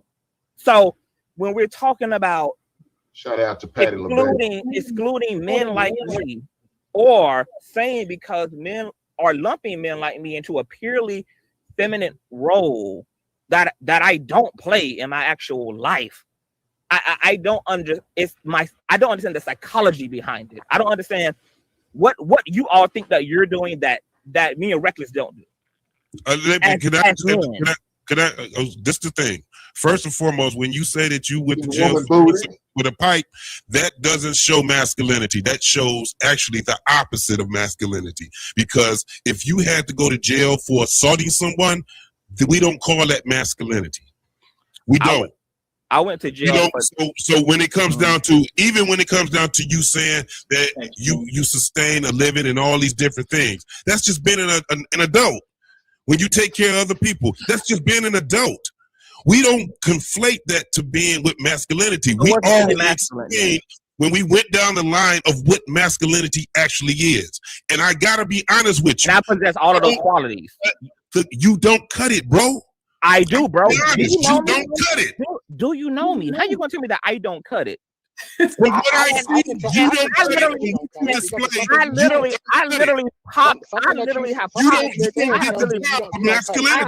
popped niggas and self-defense, and then on cell blocks with real niggas as a gay nigga. You're talking about what I did.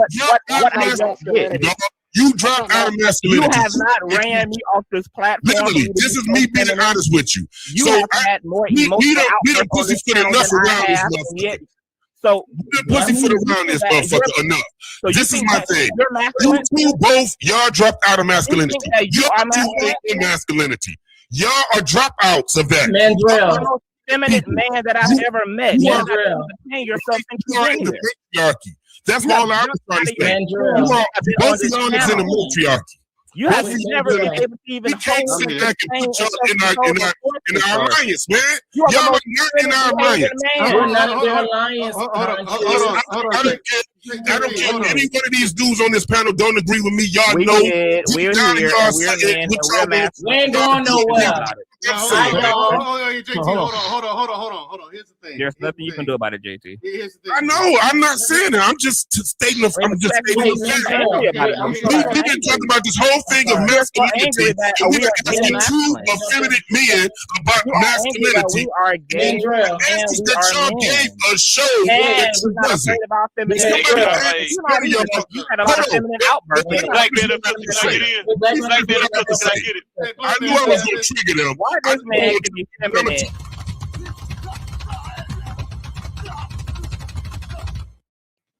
Let me finish what I have to say. Y'all was speaking. I let that shit roll. Listen, this is my whole thing right here. When we asked you guys, somebody asked you what was masculinity. Y'all gave it them feminine. I said me. And then one said me, and then they popped their lips ain't nothing about what y'all answer was me, masculine. Big Daddy. Me masculine, Big Daddy. Wait, Mandrell, let me say this. Mandrell, so you remember when we had our show and you kept asking, why is there such a big gap? This is the reason why. And that's why I'm letting y'all talk. Speak, go, express how I felt. JT, go off.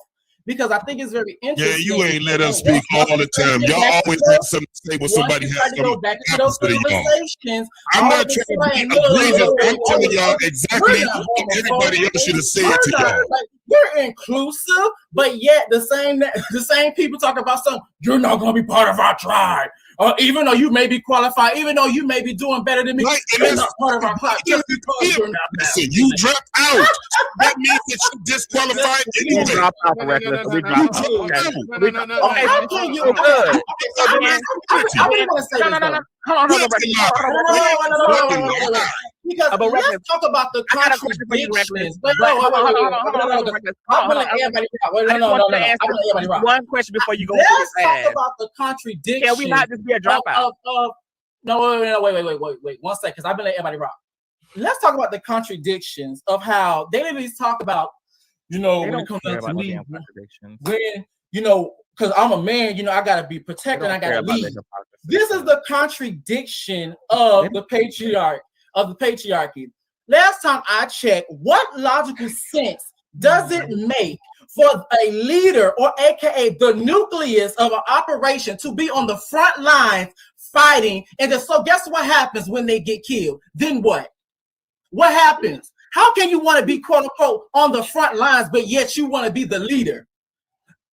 Who are you protecting if you are the leader? See, if you was in masculinity, you would know. These men don't care. Exactly, reckless. It's a waste, honey. I like to say that. Just a contradiction, just delusion. I'm talking about our delusion. Big Daddy don't care about it, right? One more question. Can I ask one more question right quick? Are you patriotic? Are you patriotic or are you patriotic? I need to know. Which one are you? Patriotic or patriotic? Dropped out. Yeah, dropped out. In the genesis of this live, people talked about, when it comes out to me being a black man, when I use my voice and I was talking a certain way, people, the white people, they always look at me as aggressive and all this other stuff. But then, y'all didn't get on these platforms and do the exact same shit to black women. But then, y'all get upset when we literally tell y'all that y'all trying to be the white man of the community. So make it make sense. How the hell you gonna do some shit that white master ass is doing to you? And then sit up here talking about stuff. I'm not the white man. This is the reason why. This is the reason why we should never. You a dropout. This is the reason why we should never apologize. Hold on just a second. Somebody in the chat asked, hold on guys, somebody in the chat asked, who has anybody on this panel ever been in the military? Yes, so I have. Mandrell, Reckless, who else? Let me speak to this. John the Baptist. JT, yep. JT, so ma'am, this all your answers. JT, Mandrell, John the Baptist. 3-time war vet, baby. 3-time war vet. What we talking about? And still ain't got no control. What we talking about? Where's the discipline? Still feminine. This is the reason why. So hold on, guys. So the people in the chat said one mic they can hear y'all. So we need to have some discord here. I'll let y'all get it all out. I hope y'all got all that. But let's have some decent conversation. Okay. I got a point to make. Okay. Okay, Mandrell, come on with it. Here's what I'm saying here. I find it fascinating that this man listed off all the good shit he's doing in the community. All that shit he's doing in the community. I don't give a fuck if you gay.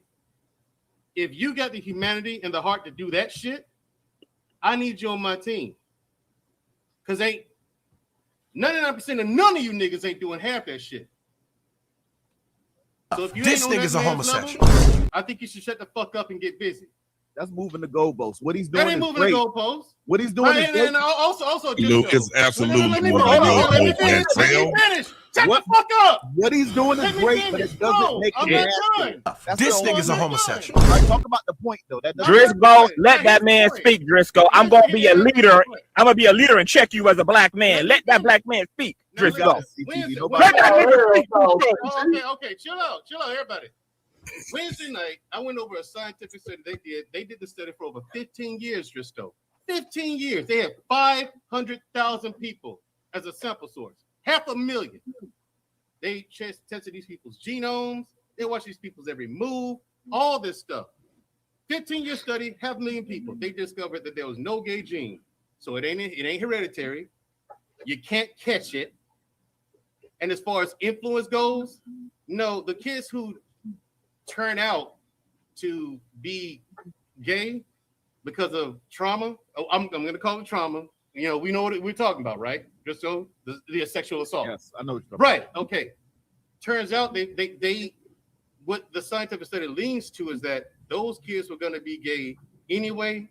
They just had the unfortunate event of finding out that they were. I beg your hold pardon. on, because of the trauma. That's how they found out.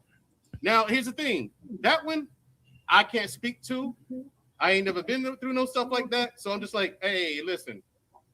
Maybe not. That's my thing. Like that's the scientific. Can somebody put that link in the back chat, please?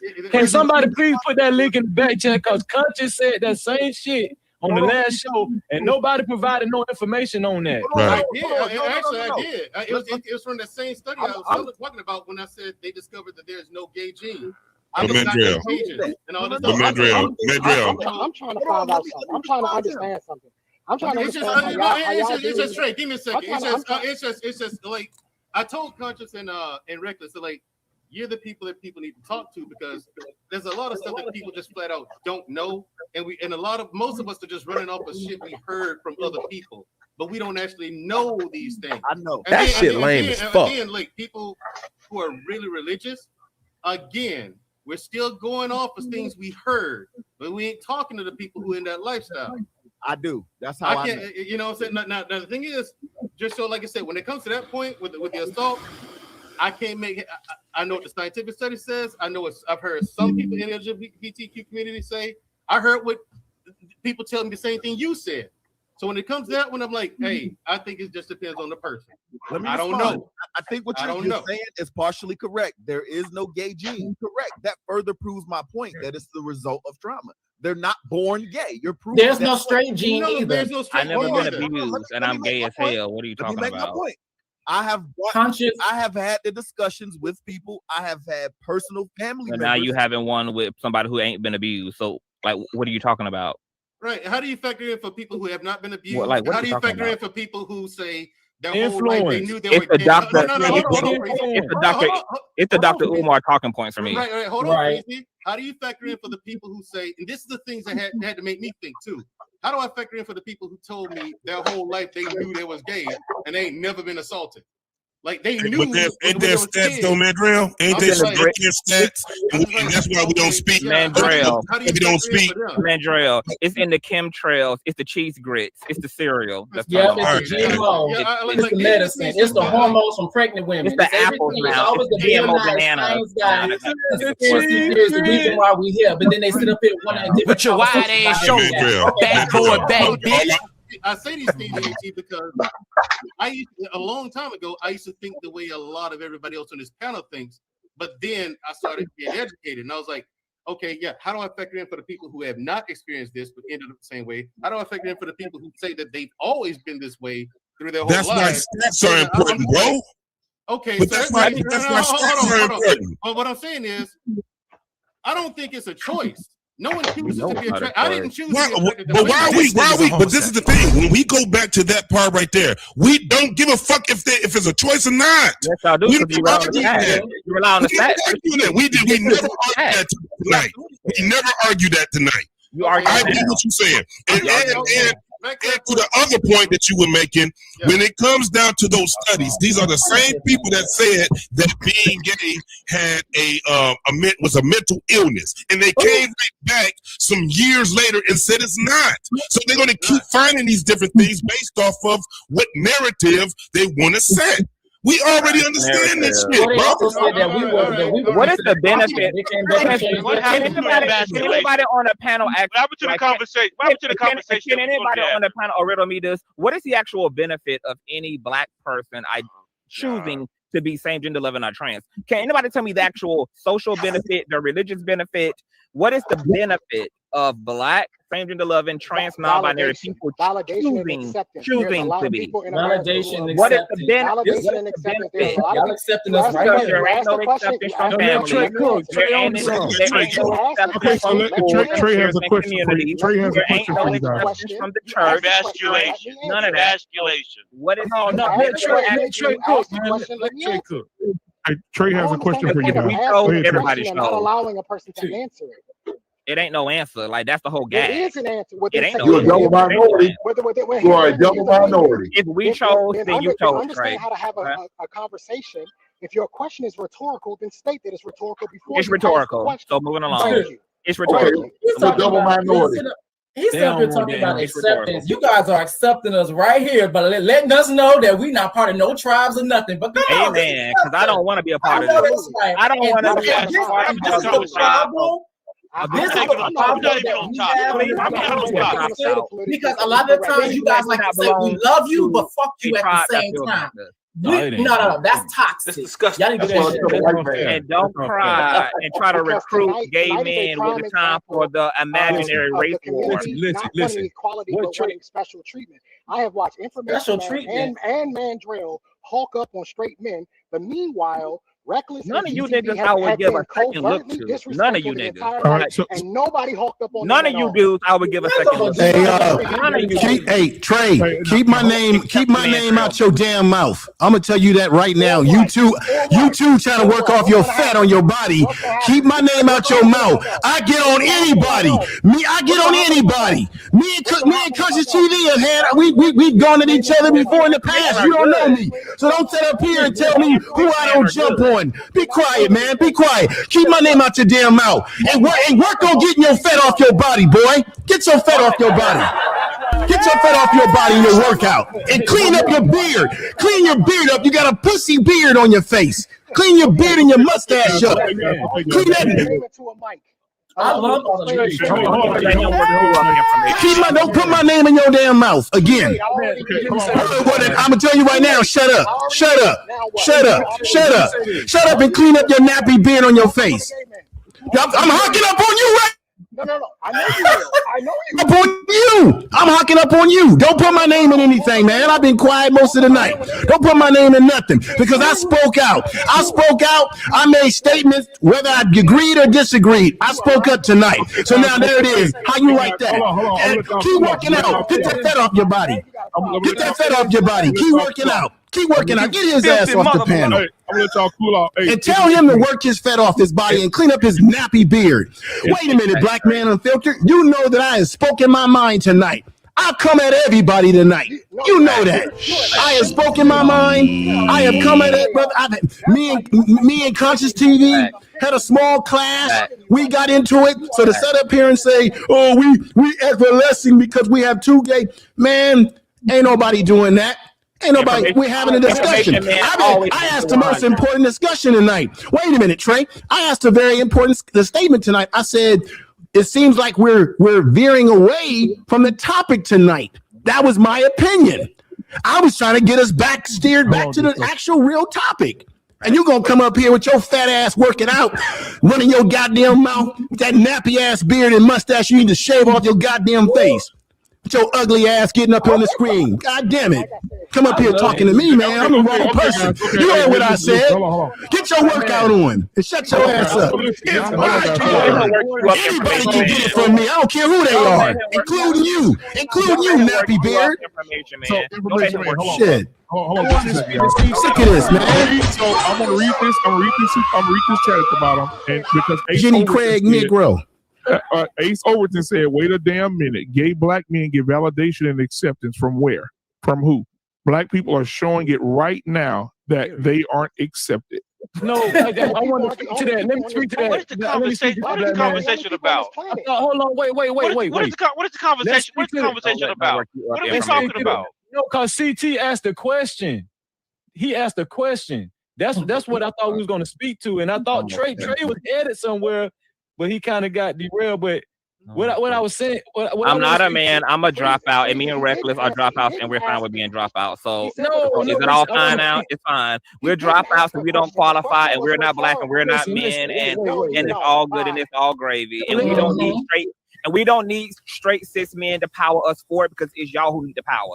So, I mean, it's fine. We can be dropouts, left out. We don't have to be included. We don't have to be included because between all 10 of the men here, with the exception of Information Man, who I love to death, I know what this chat looks like on an average basis in terms of numbers. It's ironic that it took same gender 11 man to give today's stream a premium gas pump. Okay, but queer men don't bring shit. Queer men don't bring shit to the table. I saw that subscriber count jump up as well, but we ain't gonna tell our soul. Hold on, guys. CTV, what did I do to you? Let's get rid of it too. What I do to you? This I want to say. The point that he's proven is that apparently we don't do nothing. We're not valuable.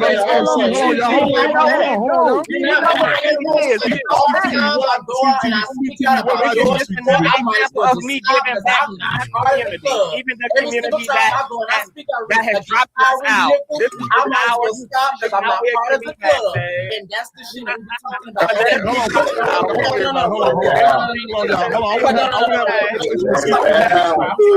When it comes down to heterosexual men, I do not, and I said it, and by the way, I mean this with respect, black men. No. Here's my issue when it comes down to the shit, which is why this respectability politics and this image shit is so damn stupid. Is because when I speak out, I don't apply the respectability politics against heterosexual men who are being beat against goddamn police officers and murdered. I don't apply those things. I didn't apply it when it came to George Floyd. I didn't apply it when it came to Tyree Nichols. I didn't apply it when it came to Mike Brown. I never applied that shit. But every single time when it's time for us to talk about queer people, you guys always want to apply it. So make it make sense. But let's get into the real reason why you guys love to buck up on melanated queer people. Because to be completely honest, you ain't doing it to them white hoes. You ain't doing it to the non-melanated queer people because you understand and you know, and be quite honest, under this system, they may be queer, but we all know our black ass places. So let's be completely honest, and we know why you guys love to fuck up. That's not a lie. No, it's not freezing. I don't discriminate. Melanated context, and we also know why you guys love to buck up. About as a collective. As a collective. It's because you guys don't have the power, or you guys don't have the power to buck up against massa. So you decide you want to do a 180 and try to buck up against your own community. Make it make sense. And on top of that, apply masculinity was responsibility. Everybody just lost that shit except for a few people on this panel. Who the hell is this nigga you feel to need to be leaders, but yet when it's time to take responsibility for the state of the community because of said leadership or lack thereof, all of a sudden you blame everybody. Hear me at all? Make it make sense. Yeah, John the Baptist, I can hear you. Give me 1 second. 1 second, John. I'm gonna let you roll 1 second. So I want to ask CTV a question. Everybody, please just give me a moment. So CTV, what have I done to you, CTV? Because you said I love you, Black Man Unfiltered. I was just making a point because you know, since I've been here for almost 4 hours, he said you jumping because they over here. Let him make his point, Freezy. Come on, man. Hold on now. Go keep it real now. That ain't right, man. I'm waiting for the leaders to check the route. That ain't right. So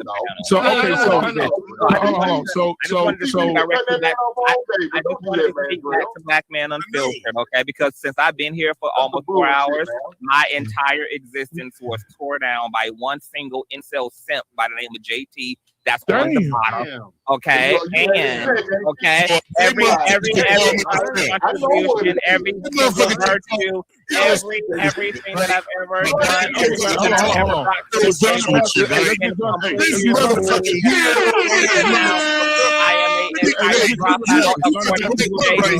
I have been, I'm useless as a man. I'm all feminine. I'm protected in the gay community. I don't deserve to be the image of a black man.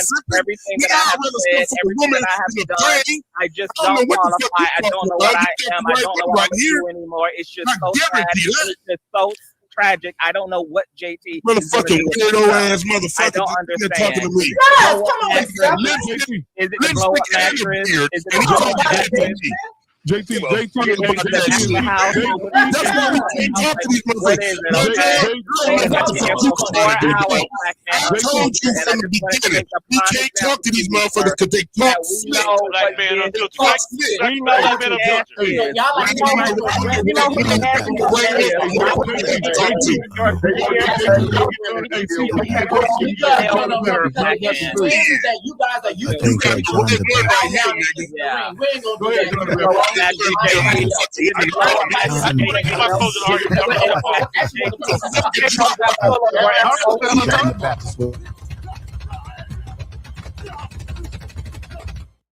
Jesus. Okay. John the Baptist would like to be heard. Okay, so let John the Baptist go, guys. Go ahead, John the Baptist. I just want to get my closing heart because I'm finished that ball. Thank God. Give us the scripture, John. I just want to say this though. Oh my God. On the subject of masculinity, I thought it was going to be about masculinity tonight. I was not trying to get into anybody's lifestyle. It was not important to me in that discussion at all. But when it comes to masculinity, this is why it's so important. Because kids, boys are going to need somebody to look up to. And whether we disagree on what a man is, I don't got time for that conversation. But this is why it's so important we understand one thing as a man.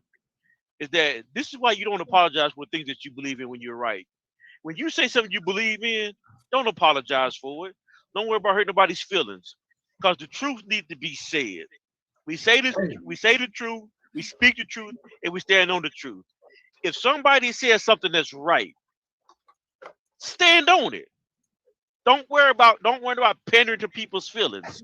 We all have different things that we believe in, different lifestyles. Cool. If you believe what you believe in it.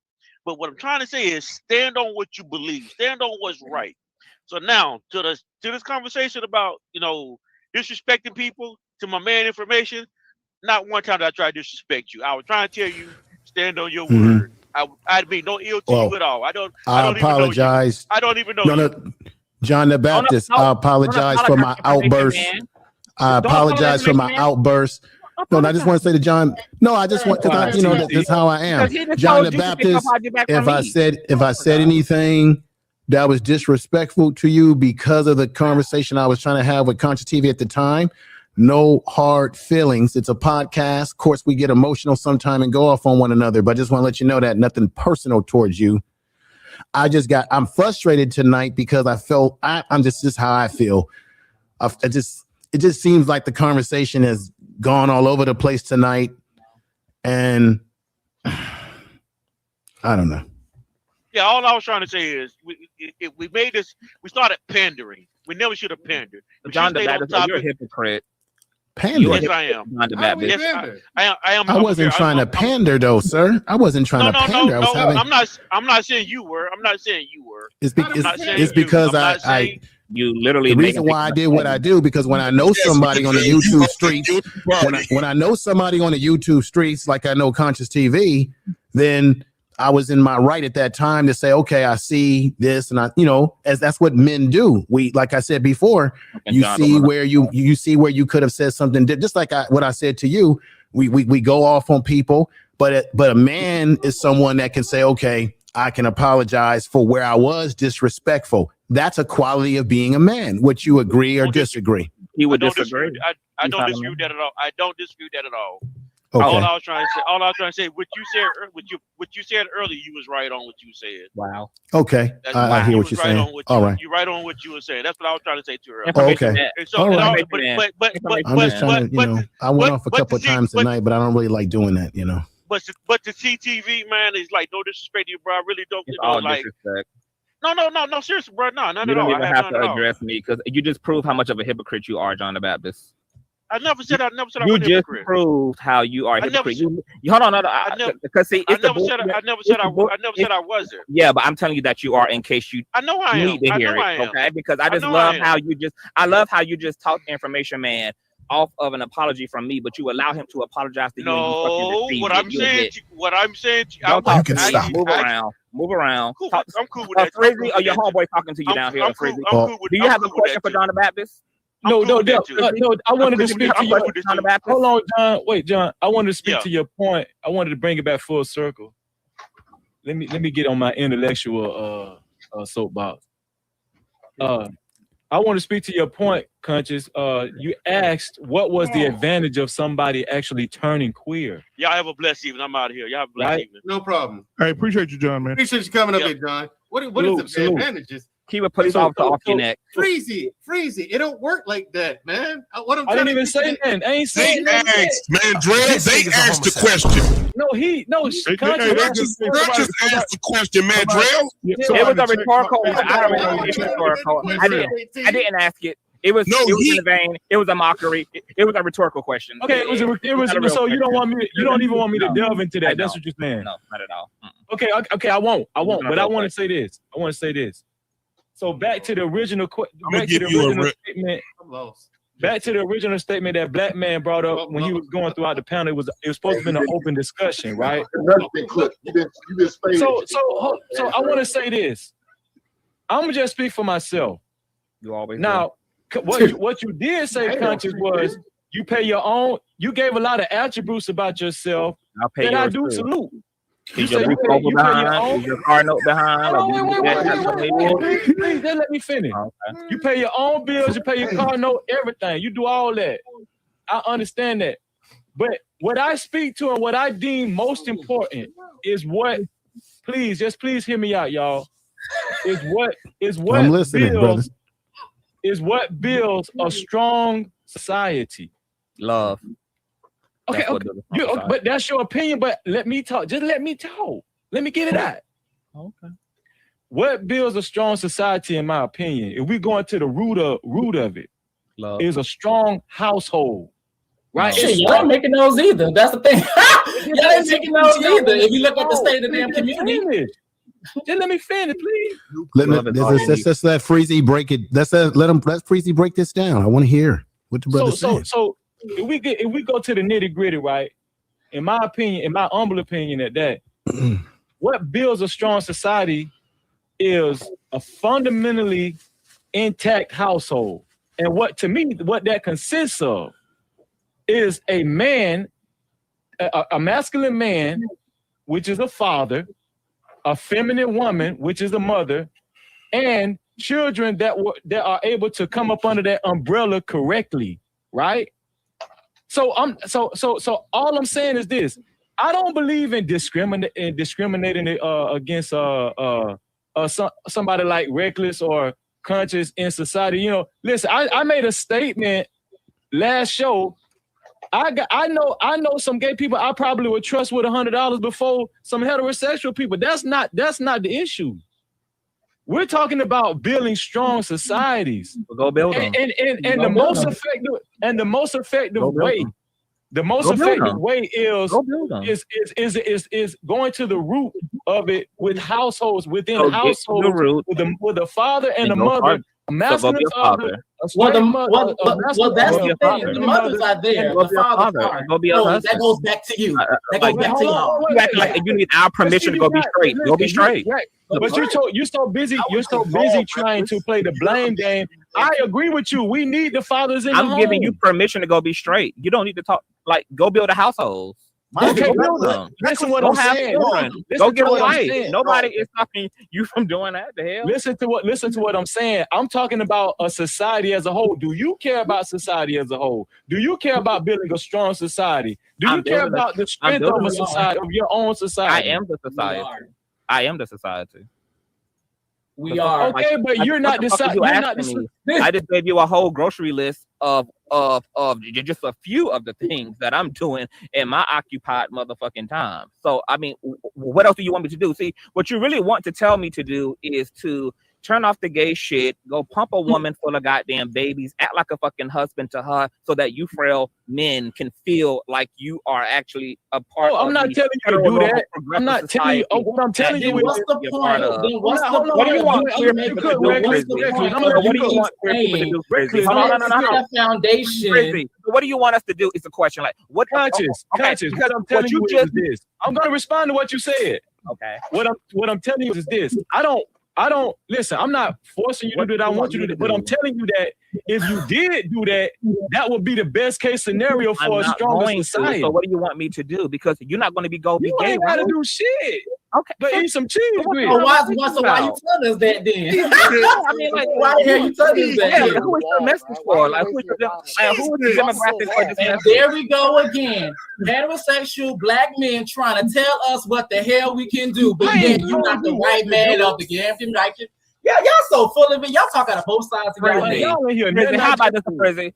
Frizzy, how about this? How about I just said? Frizzy, how about me? Now you said Frizzy. You wasting your time, Frizzy. You wasting your time. You wasting your time, bro. Yeah, because they're too busy. That's what I'm saying. Frizzy, this is what effeminate is. You guys are okay. I'm gonna compromise with you, Frizzy. I'm gonna compromise with you, Frizzy. How about me and you both go double penetrate a woman, and whoever sperm get to the egg first gets to be the baby daddy? Oh. Yeah, man, Drell, we taking you to the motherfucking principal's office. Shit, boy. I just think it's interesting. Black man, y'all talking about that, man. We accept you, and we you can't be in our tribe. We accept you, we validate you, but you dropped out and you're not part of us. Make it make sense. Because right now, all people are telling me 2 + 2 equals 7, and that doesn't make any sense. But no. Thank you, black men. Obvious black men aren't. Finally, a gay man being a gay man in a movie.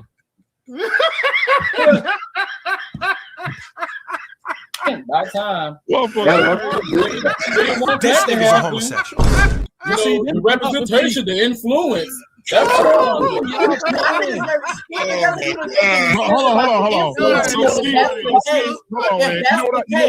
How can y'all on this panel explain queer people within the last 20 years? That's when queer people start to have representation. How do you explain queer people before then?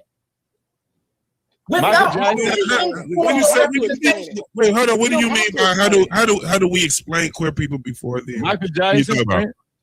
No. Okay, cool. But before then, when your Bible spoke about queer people, how do you explain it? Because there was no media then. I don't know what you're talking about. I don't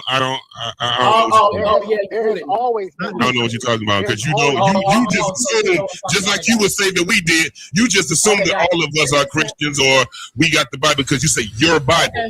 This is my whole thing. Let me tell you what my gripe is with y'all. Y'all call heterosexual men and women the dominant society. Did anybody catch that crazy ass shit they said? Are you not? Because yesterday are y'all not the majority? Because the population is crazy. Most definitely said that. Only make up half of the population.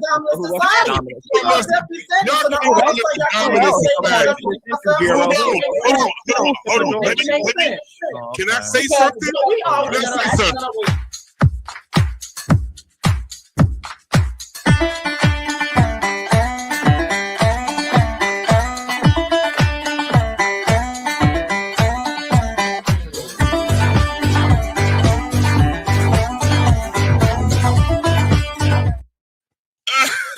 I hate you, man. Just so you know, just for the record, I hate you.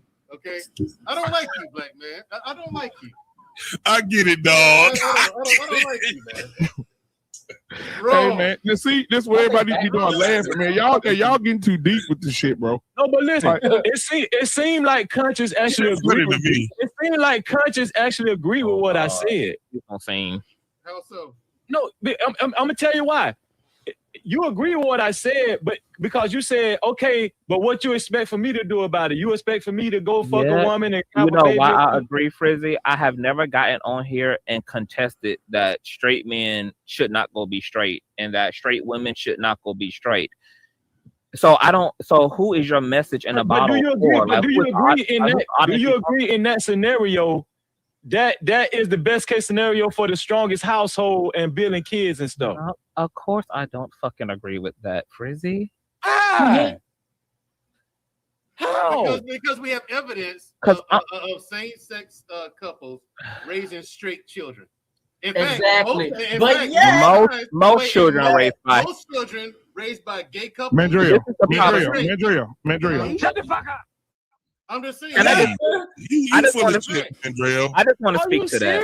Facts are facts. Come on. Let me speak. Can I speak to Frizzy, a black man unfiltered?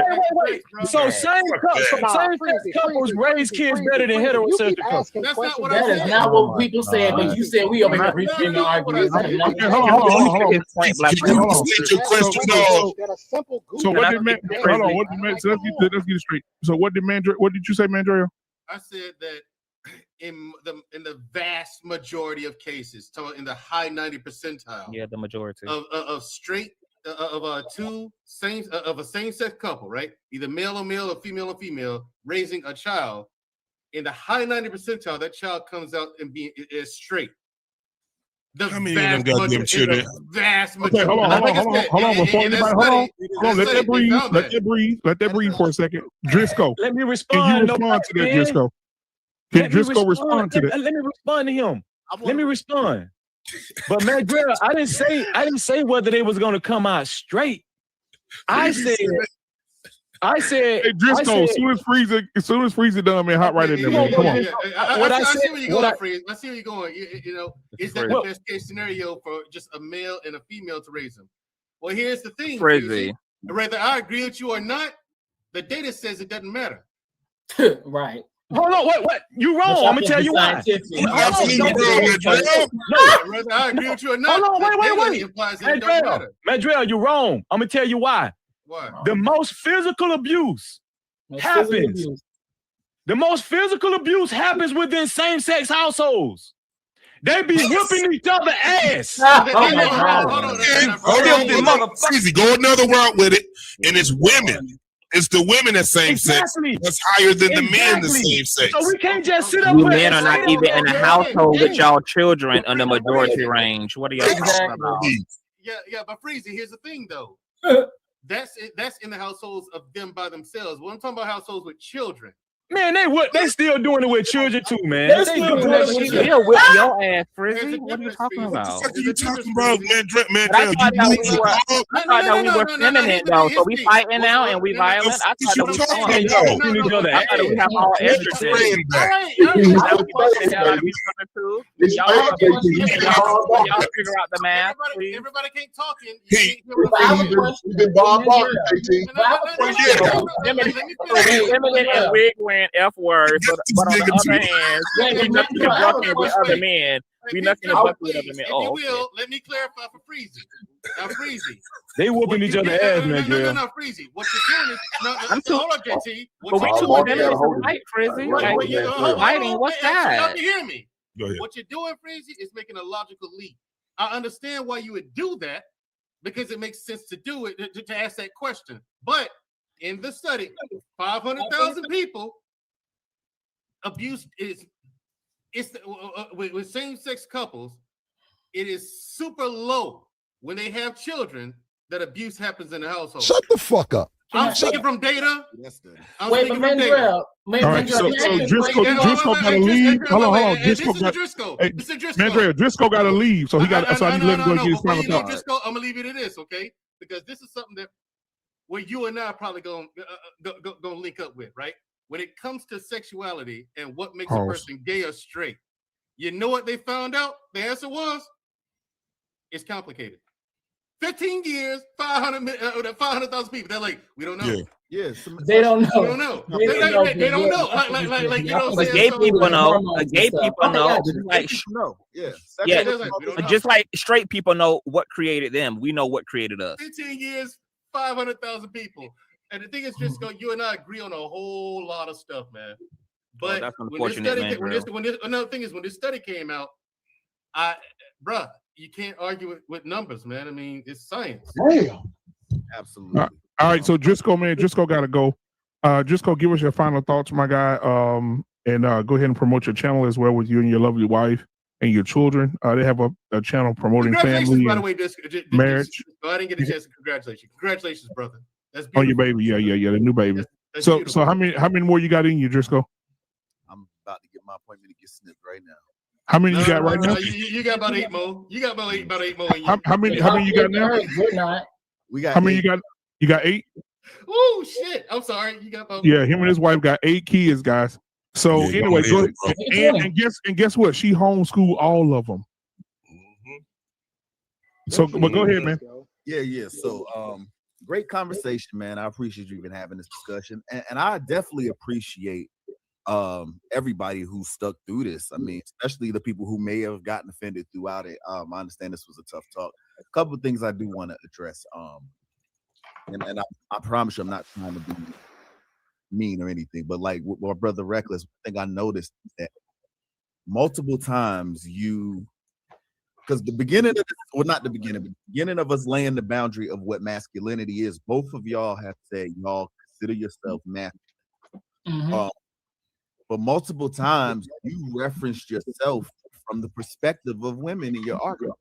I said I was both. So I don't know what that came from. Okay, so maybe I said I was masculine. I also said I was feminine as well. Yeah, because I mean, a lot of times when you were talking about men, you would reference y'all. When you were talking about the patriarchy, as the next thing, that was hetero. Yeah, that's cis hetero, and that's also a mindset and also a pathology that I don't subscribe to. So yeah, y'all. Yeah, so that's what I'm saying. So that's what confuses me with the discussion of we're masculine, but we don't consider ourselves within patriarchal. So are you matriarchal? No, I'm not matriarchal. I just don't subscribe to the toxic version of patriarchy. And the reason why it's toxic is because you're trying to dominate. You want to dominate queer people, and you also want to dominate women, which is the reason why you guys are so focused on women submitting, which I also think is very interesting, because even when we get into the conversations of what women should do and all this masculine stuff, all of a sudden when women are strong, that all of a sudden makes you weak. That doesn't sound strong to me, but I digress. Okay, so I'll move on. So yeah, that was kind of confusing to me. I do understand that there was a lot of back and forth. CTV, all the great things that you say you do, I'm not familiar with. If you do those things, I'm gonna drop out. It doesn't matter. I'm gonna drop out. So no. None of the stuff that you said was this argument meant to discredit you. If you do that great stuff, you do great stuff. The only point that I was making is I just don't see how that makes you masculine. And it's okay. I'm gonna drop out, so it doesn't really matter. Well, I just think, hold on, how can y'all say that when women do those things, y'all call them masculine? So which one is it? Because I've watched this platform many times before I even joined. So y'all sit up and say y'all don't, y'all cap. That's an amazing point, and I will agree that is contradictory. But just for the sake of moving on, the last point that I'm gonna make, me and Mandrell, we do agree. It is not a gay gene. It is very difficult to track where it comes from. Yeah, very difficult. The most central issue here is that we don't want to talk about where we really know it comes from, and that is sexual assault, largely. Now, are there conflicting issues with today's discussion? Yes, because why are we so caught up with imagery and influence if we know that it don't really come from that? And the answer for me is that because you run the danger of normalizing something that is out of trauma. And instead of dealing with it and getting people the proper help and therapy, we're now saying it's okay, and we're not allowing society the responsibility to deal with it properly. And everybody in the comments can get mad. It's usually the women who feel the need to defend their gay sisters and stuff like that. Cool. But the reality is, I'm not just a better species than you. men. Yeah, they actually show empathy. I disagree, fellas. They just have a better humanity. Better humanity. That's all that is. And then y'all wonder why there's a gap because at least the most women, of you men, like you wouldn't even have had half the childhood will come upbringing y'all had without your mother. But I also feel like is that no matter what, melanated queer people black women are are just better human beings. But you know, hey, I digress. So Driscoll, you got anything else you want to add? I'm gonna be out your way in 60 seconds. Final point though is like I said, everybody's getting angry in the comments because most of them it doesn't really affect them. But I've brought this up on a vice panel in front of a room full of LGBT. Nobody refuted the problem. I brought this up on many conversations where nobody said actually that's not true, and they don't want to answer. And you just had that experience, so you're welcome. And you quit interrupting them. Of course, you're gonna say that now, but the chat was quiet. Usually, people are quiet when that comes up, and that's not to say it's a got you thing. It's to say we really need to examine this because it's not okay that we're trying to and we did this issue under the bus. And I'm gonna move on with that. Hey man, that was by the way, man, that was a good. If you guys haven't seen it, that was a good conversation. It got a little heated in there too, but that was a good conversation that you had just go on Vice, man. That was a great episode. Every time I bring it up, you can hear a pin drop, bro. So because y'all used to queer people, and you didn't have it here though, so you're welcome to the new experience. And thank you, Dr. Umar. It was a real nice interaction. Really appreciate it. You would make 1 out of 9 so far. So if that is true, which I call cap on, still doesn't disprove the point. But God bless y'all. That's good because y'all so used to queer people bowing down and kissing the ring. Y'all found it wrong too. Damn. He probably was raised by a single mother. We do not want you to. We do not want you to bow down. What you don't? Are you sure you don't want me to bow down? No, because it seems like you guys want. No, but it seems like you guys want. And it also seems like you want black women to become German shepherds. So which one do you want? No. They definitely come bow on. Welcome to Mammy Land. They don't want you to bow down. This shit seems like come on, because I'm not part of some motherfucking Fight Club shit here. Hey, despite all the contributions that we do, despite all the times we come to defense of heterosexual, we got dropouts. My profile. But hey, I digress. The fuck you do to me? So listen. I want to say this, man. I think everybody on the panel right now should give everybody a virtual head nod. This has been Six Flags tonight.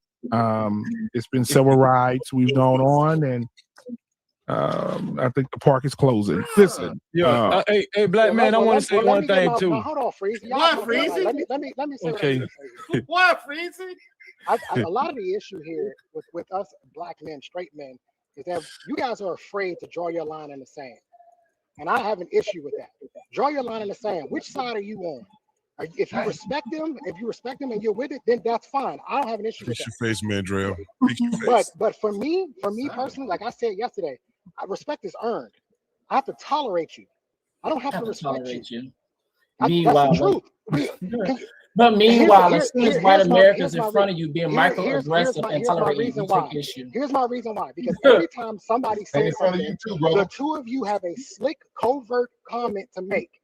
You can't even be quiet and let somebody finish their statement. That's why I don't want you in my tribe, because you can't. You talk about people disciplining themselves. You can't do it yourself. You guys have done this the entire night. Says the person that I literally was quiet, right especially now. in the beginning. You're doing it right now.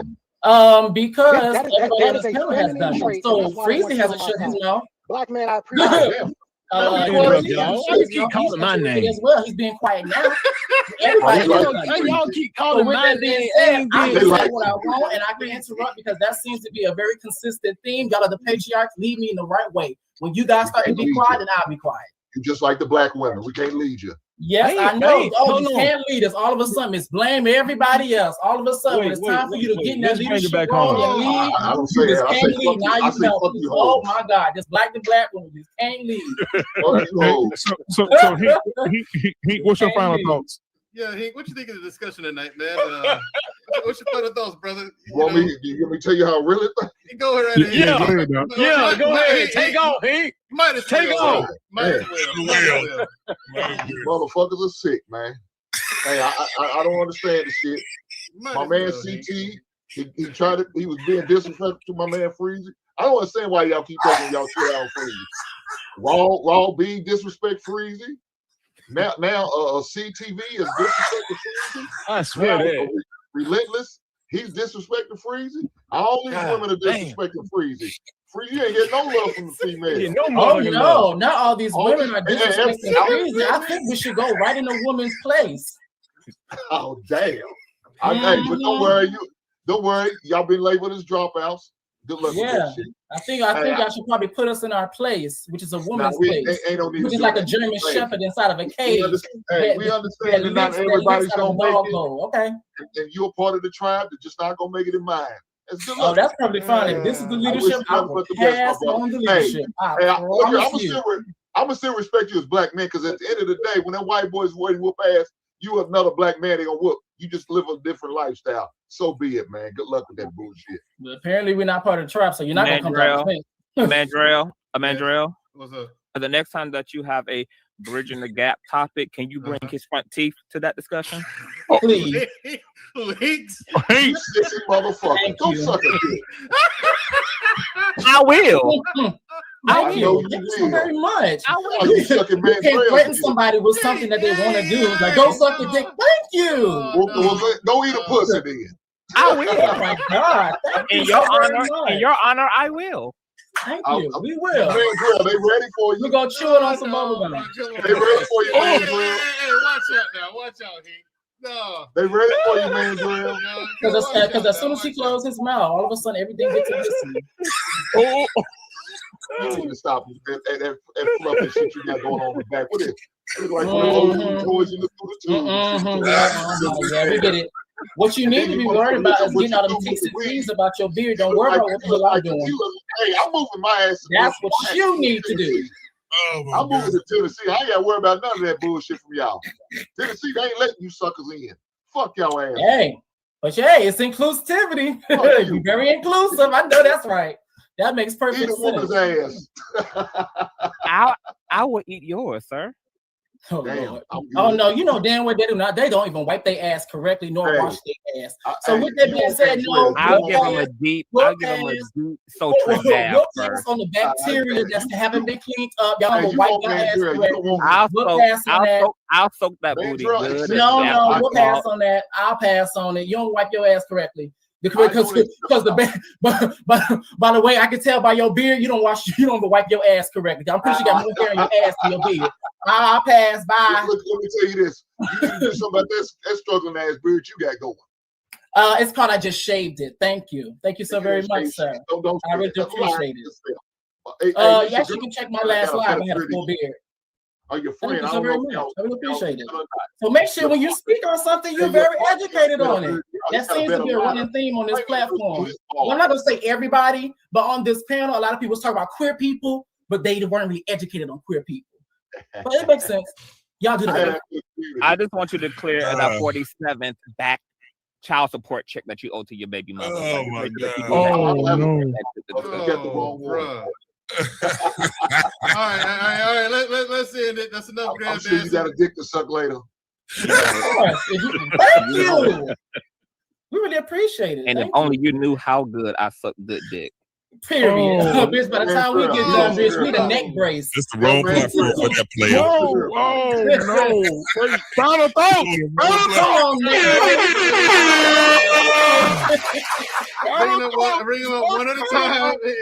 One at a time. Ain't gonna be no silly tossing and dick tossing. These motherfuckers. That motherfucker said they're gonna have these neck braces. Just final thought. Hey, man.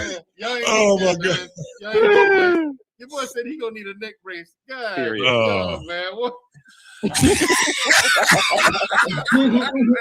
man, Drake, you sound like y'all stop it. Hey man, look, I don't give a fuck. Please forgive me. Mercy, boy. Hey man, look. We have fun. I had fun, man. I had fun on this motherfucker, bro. But hold on. But that's how it's supposed to be, though, bro. We can sit up here and this is how barbershop's supposed to be. We get on each other's ass. Pause. No pun intended. No pun intended at all. All right, and then you know, no homo. No homo. I want to say something though. I want to say something. Hey, black man. CT lighted that. So I'm gonna say something to CTV and Records, man. If you go back and watch several of our barbershop shows, it get like this all the time. So it's just not like that because you guys on the show. Well, I'm gonna have to do a bit of a. I don't know if this is the same segment, but I do remember and I do recall that when you guys had a self-hating queer person, former drag queen, former transgender, y'all got along just fine because he was spitting out the same talking points of queer people, and this is just all messed up. It went quite smooth, but hey. I understand. No, I ain't gonna say it went quite smooth now because at the beginning, Mandrell and him was discussed each other out for 30 minutes. Yes, because Mandrell was quote unquote disrespecting his God, but yet he had the nerve later on in that conversation to say, "Why are people so sensitive?"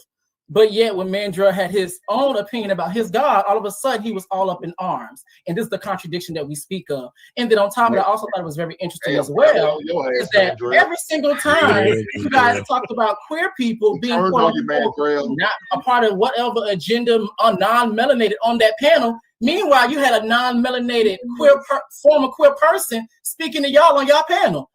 Okay, that makes perfect sense. No, the person was not former queer. They were still gay. You talking about Kevin? You talking about Kevin thinking that gas? Yeah, he was still gay. No, he wasn't gay. He wasn't gay. He said he wasn't gay no more. Trust me. You don't believe that? Hey, he was stuck in the gay matrix. You can't flip flop and just flip flop and pick that. Okay, so if that, I'm glad you said that, JT. If that's the case, then why the hell y'all be trying to tell us that he was like, I'm stuck. I can't get out of it. Surprise, motherfucker. I'm stuck too. I'm getting stuck. I'm stuck, baby. I'm stuck in here, goddamn it. I'm stuck.